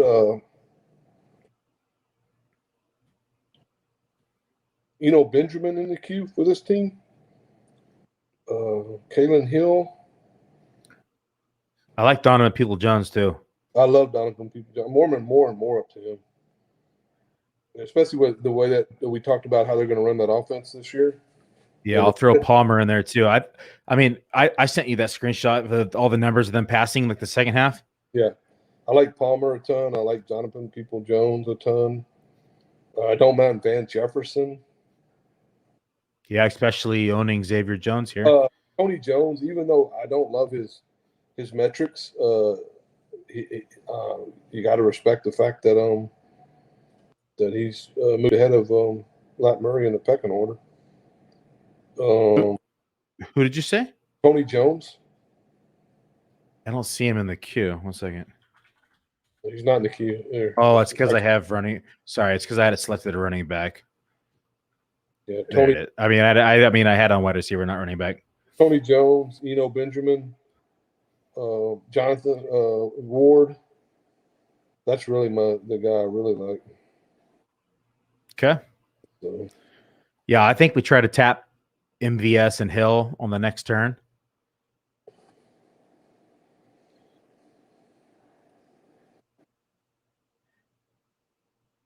I don't think I've seen Tony Jones go on a draft yet. Have you? I've seen him going too. On main events? My last two main events, he went in both of them. What round did he go? 18th in one and 20 in the other. I mean, kid's not fast. He's slow. He runs like a 4.840, but that means the goal line back. I guess they like him. I don't know. I don't love his metrics at all. Like him and Kalen Hill aren't close to me. I mean, it's not even the same zip code. Jonathan Ward. I like Jonathan Ward's metrics way more than I like Tony Jones. Benjamin. I like his metrics way more than I like Tony Jones. But what I like and what the coaches do are two different things.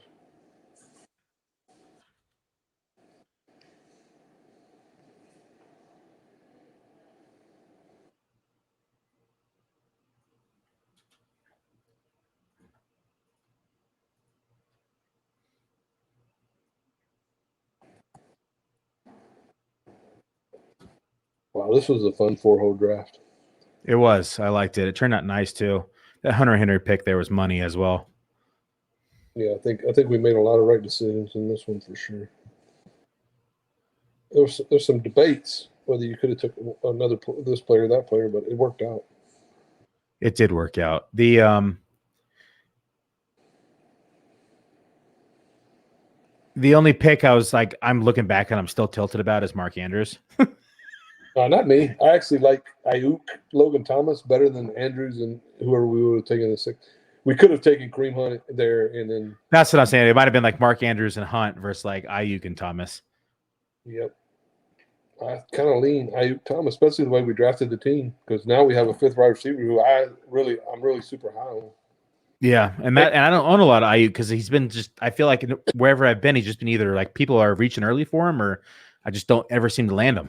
Yeah, I own a little bit of Ayuk. I'm high on Ayuk. I own Ayuk for sure, but I don't own I'm not overweight Ayuk, but doesn't mean I don't like him. So it looks like MVS makes it back. I don't think this guy will take him, but who knows? No, I think he makes it back. So I think we lock in MVS and then take Hill on the way back. Yeah, I like it. Or we could just gamble with something happened to Aaron Jones. We could take Kalen Hill if we don't get MVS. I think Kalen Hill maybe has more value to the team. If something happened to Aaron Jones, I'm convinced he's the running back there. Okay, that's fine because we like Palmer, DPJ, and Scantling. So let's take Hill then. I like Hill over all the running backs left by Amal. Okay, so Hill it is, and then we'll take MVS priority, and then we'll take DPJ or Palmer if he goes. Yeah, 100%. I like it. This dude has two defenses already. Yeah, you got the vaunted Pittsburgh, San Francisco. That's pretty good defenses. Man, I got to go pee so bad. I've been holding it, but I'm just waiting because I know we're close. I wish they'd speed draft this. We're probably not going to make it. I think it's going to be very close. Open another window and I'll just get the room up. I can pull it up. I got two monitors up. Oh, good. As we get closer, we can talk about both of them as we continue to stream. I'm just going to pull up the draft board then. If you have the monitor up to make the picks, I'm just going to pull up the draft board. We already know who we're taking for the first pick, so it doesn't matter. Yeah, I think we're pick 2, right? Yeah, I got a window up with yes, we're pick 2. We can even auto pick it. Fuck it.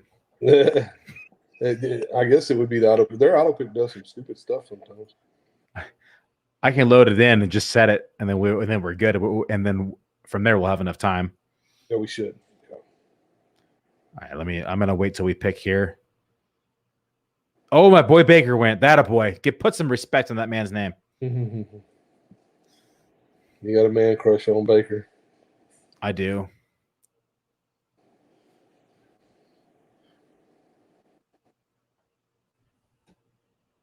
You're gonna be like, you're gonna be ask my wife why my wrist is broken. Oh, he was watching Baker tape. Yeah.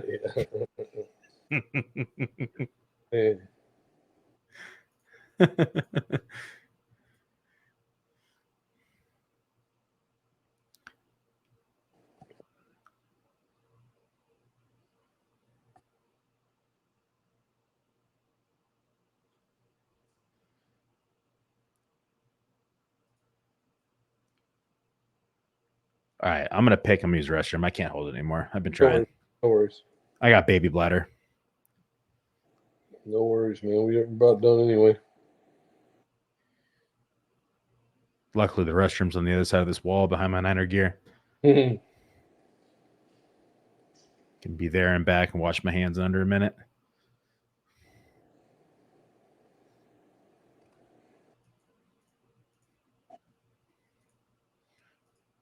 Oh, the son of a bitch. He took MVS. Right, that's fine. All right. I think we could play Josh Palmer on this team. Yeah, I was going to say Palmer over DPJ for me. Yeah, Palmer to go with Keenan. I like it. And then on the way back, we'll take Troy Jones and then take running kicker and defense. Or kicker, defense, and Troy Jones last. Yeah, or somebody else. We'll see. Okay, I'll lock in. I'm going to use the restroom. Okay. I'm going to remove myself from the stream, too.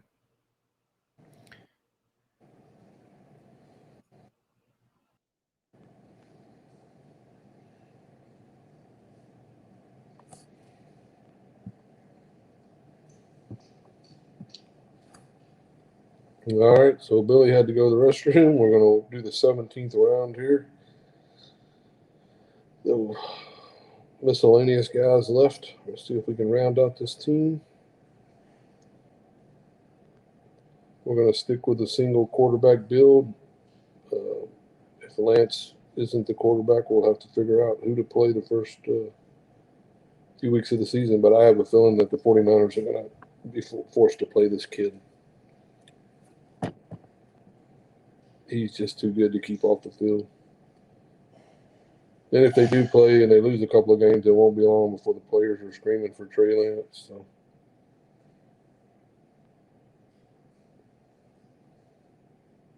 It was interesting, the Justin Fields kid talking about Dalton and don't be chanting my name when Dalton's out there. It's disrespectful.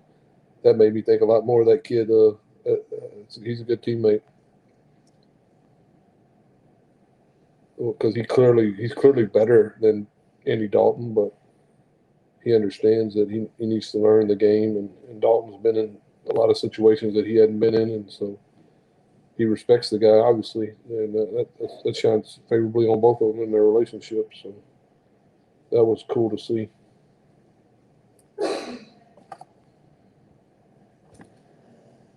These guys are taking two defenses.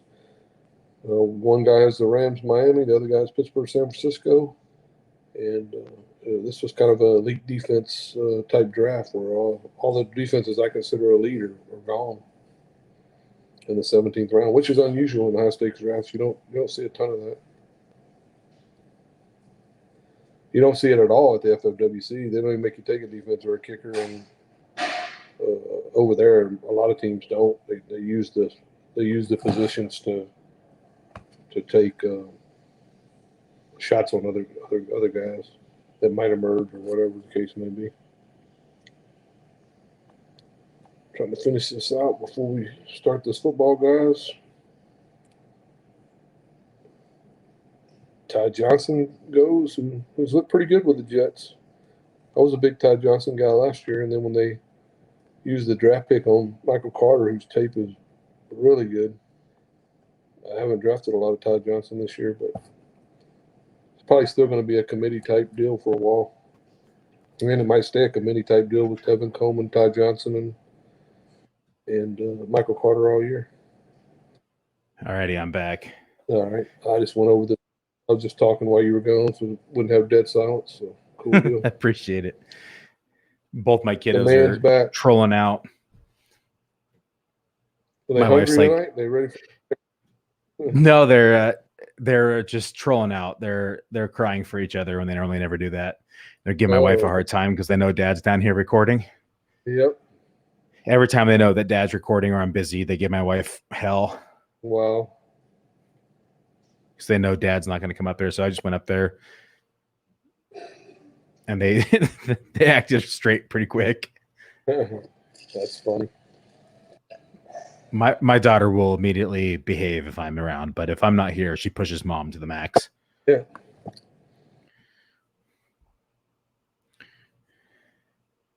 My kids are kind of so they know who will let them get away with stuff. I'm usually the one that lets them get away with stuff. My wife's my kids will tell you that I let them get away with murder, and my wife, she doesn't. I'm going to take a look at kickers here. We still got Young Wei Koo. Yeah, we got plenty of kickers. Defense.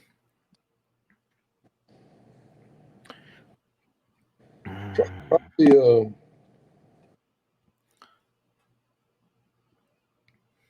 don't know. We really don't need another tight end. I mean, Jared Cook is late though. Yeah, they figured out he might not play that much. He's old. I just don't like old players, regardless of what position they play.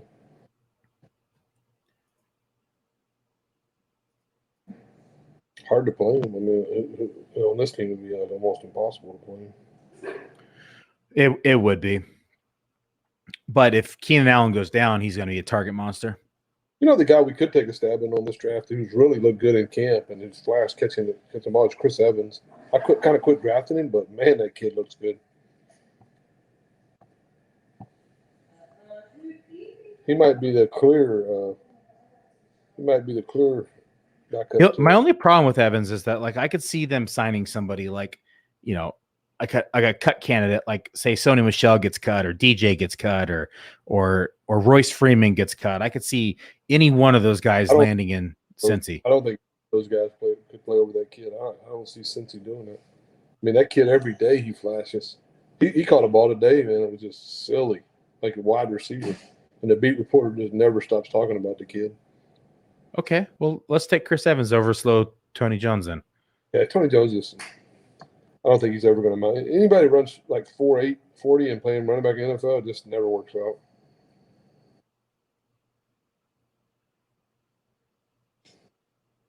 Oh, that's one of my rules too. I try not to draft slow running backs. Most of my teams are. I don't love slow running backs. We got 3 minutes until the next draft starts. I think we take the young Hoku if he makes it. Yeah, Young Wei. Yep. I call him Young Ho on Sundays. Then we have Indy's defense. Carolina has some good matchups. Yeah, Carolina first Cleveland, 2 out of 3 weeks. Yeah, Carolina. They have Houston Jets, and then they have Saints. Yeah. Their defense improved. The Chargers also like the Chargers defense a lot with Derwin James back. Yeah, there's week 2 and 3 matchups tough. I think they play Dallas and they play KC. Week 1 is okay though. Yeah. They play Washington week 1. And Cleveland has a real good defense. They draw Kansas City week 1 too. Yeah, but then it gets easier. But I mean, still they got, I still think that I don't know how good a fantasy defense they're going to be. Ooh, Young Wei made it. All right, let's take him easy. Okay. I don't know much of him. He hung some 27 burgers on people last year.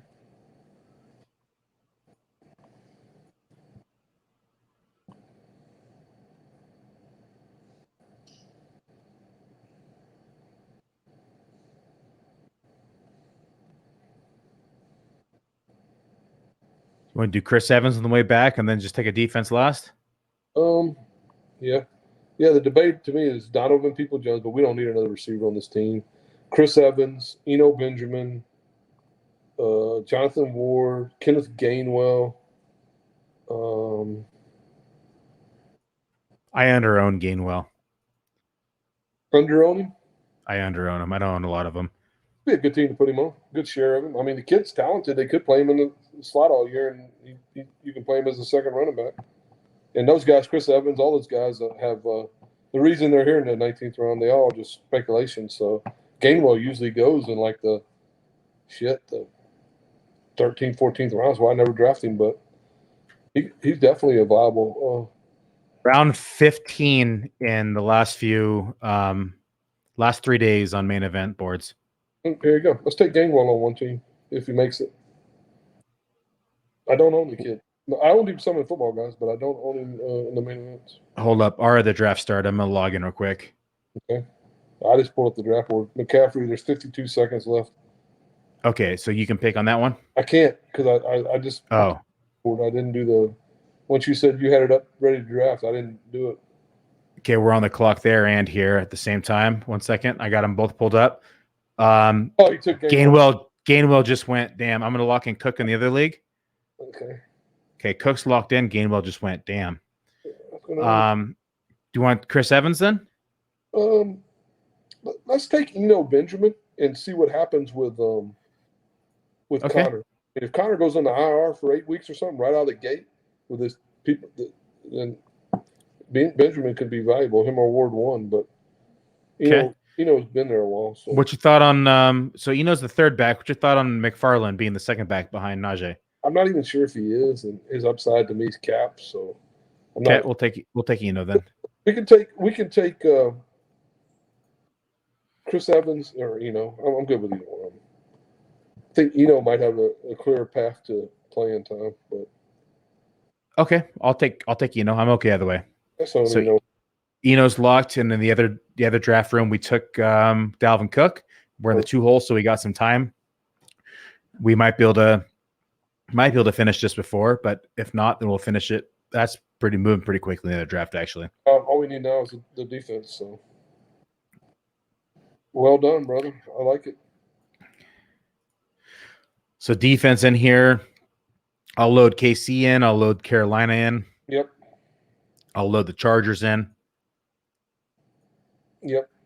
Definitely. Seattle. Everybody else other than the 12 hole. 6 hole doesn't have a defense either. Yeah, these dudes, hell, they might think more defenses. You know what? I'm gonna log in this thing because I like to look at the. I'm gonna log out there. I got both draft rooms pulled up, so we're okay. Let's see.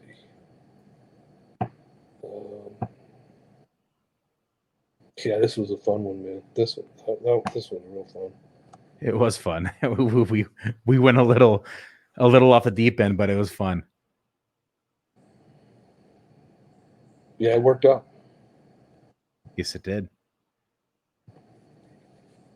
Nice. I mean, we almost got Gainwell on the 19th, which is crazy. Yeah.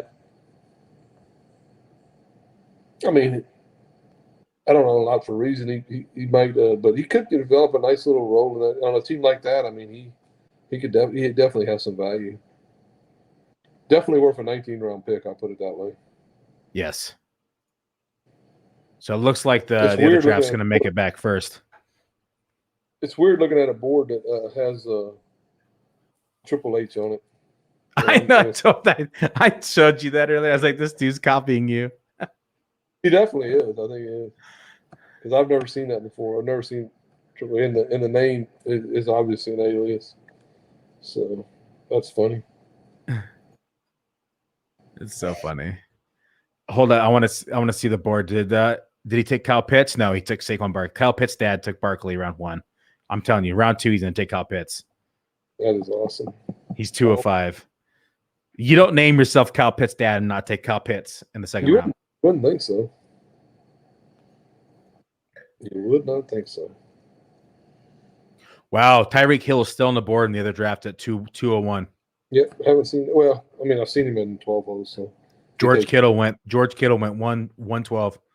Yep, probably where he belongs. I love getting Kittle in the middle of the second round. What happened? We've been stuck on this other pick in this draft for a while. Did they freeze it? No, there he goes, Dan Arnold. He was stuck. He realized he didn't have a tight end too because he took Trotman in the 12th. This draft's going to be a letdown after that draft. I'll sleep during this draft after that draft. Nick Chubb, Tyreek. These drafts are crazy, man. I mean, Tyreek is still on the board. It's 2.03. He's still on the board. Going to get extra. Is it because of Tyreek's hamstring? People are scared now or something?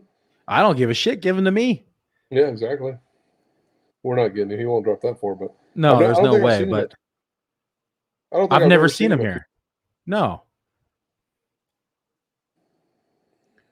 Oh, somebody likes Deshaun Watson still. I don't.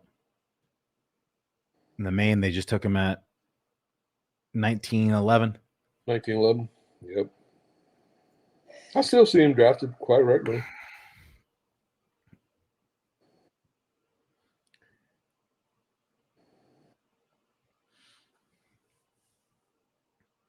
This might push us. Najee.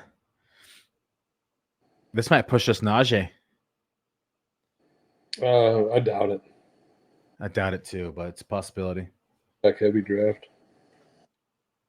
And Calvin Ridley over Tyreek. I've never seen Tyreek here. No, it's at 2-4. I've seen Tyreek in the 4 hole, but I've never seen him. Not at 2-4. Not gonna if he goes to Barkley or Aaron Jones, it's not going to be a unique team because Aaron Jones went in the second plenty this year in football. Guys in Barkley did too. So you could have now if he goes to like Zeke, it's unique. Oh wow, Clyde Edwards-Helaire. I don't know what's going on. Was there news on Tyreek I missed? I don't think so. Oh wow, what is going on, man? 2-6. He's still on the board. Never seen it. I'm pulling up news right now. There's got to be news on him. 10 hours ago, Andy Reid explains Tyreek Hill's absence for his cards. For his what? I didn't hear anything about that. Nagging hamstring. Oh yeah. Okay, That's what we already knew. Yeah. Well, Diggs is still on the board too, dude. This is a crazy draft. Tyreek Hill went at 2.6. Yep, and Diggs is going to go at 2.7 or 2.8 probably. Going to have an Adams Diggs team. Well, you can get Adams and Diggs because Adams went in the second round a lot this year. Yeah, it's just reversed. I see Triple H and I think we're up. That dude. They have to put his real name on there. JT just went 2.7. Yep, that's pretty. I mean, that happens a lot. But Diggs, I mean, I don't know what's going on with the running backs in this draft. I mean, Diggs, Hopkins, Najee still on the board. Yep. Already Please stayed on the board. A lot of drafts. I did a poor job on some of the early football guys. I should have a lot more Hopkins because he fell to the McCaffrey team a lot. So it looks like our two defenses that we had queued up went. More than likely, we'll get Carolina on the way back. On the main event. We're up in 1, 2, 3, 4 picks still here in the FBG.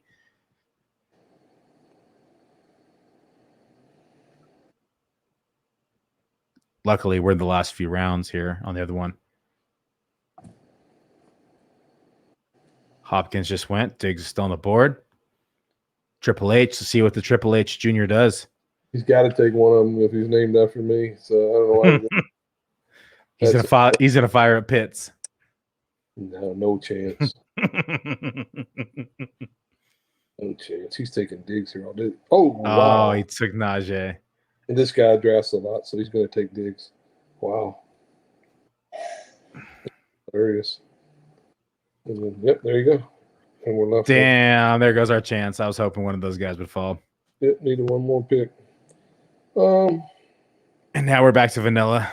It's pretty vanilla. We could go Allen Robinson. Sure. You want to mix it up? Yep. Let's do it.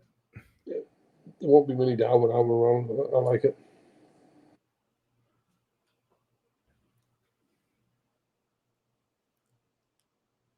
That's silly, man. I know it's silly that we're in the 2-hole. That those guys fell that far. Najee, Diggs, but 350 is a total different. Well, Metcalf made it back. Oh no, that's the other league. Yes. I got the clocks telling me you're on the clocks everywhere. Okay, I'm gonna lock in Carolina since we can just play roulette first 3 weeks. Yeah, definitely. And then that draft's done. Okay, I'm gonna close out that.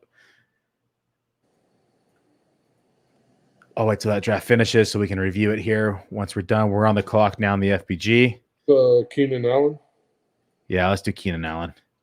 Okay. Locked him in. Solid start for Dalvin team.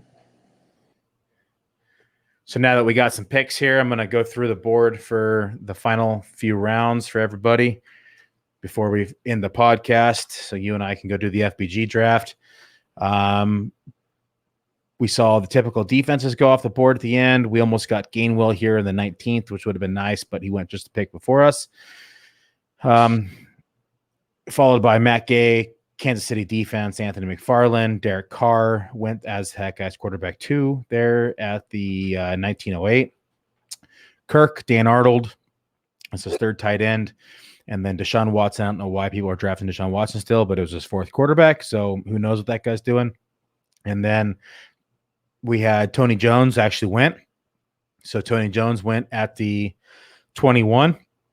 And then followed by Rodrigo Blankenship, Chargers defense, Josh Kelly, Elijah Mitchell, Jason Sanders, Robbie Gould, Keenan Ballage. We took Carolina defense because they play the first 3 weeks. They have Houston, they have the Jets, and they also have the Saints, not in that order. That's just what I remembered off the top of my head.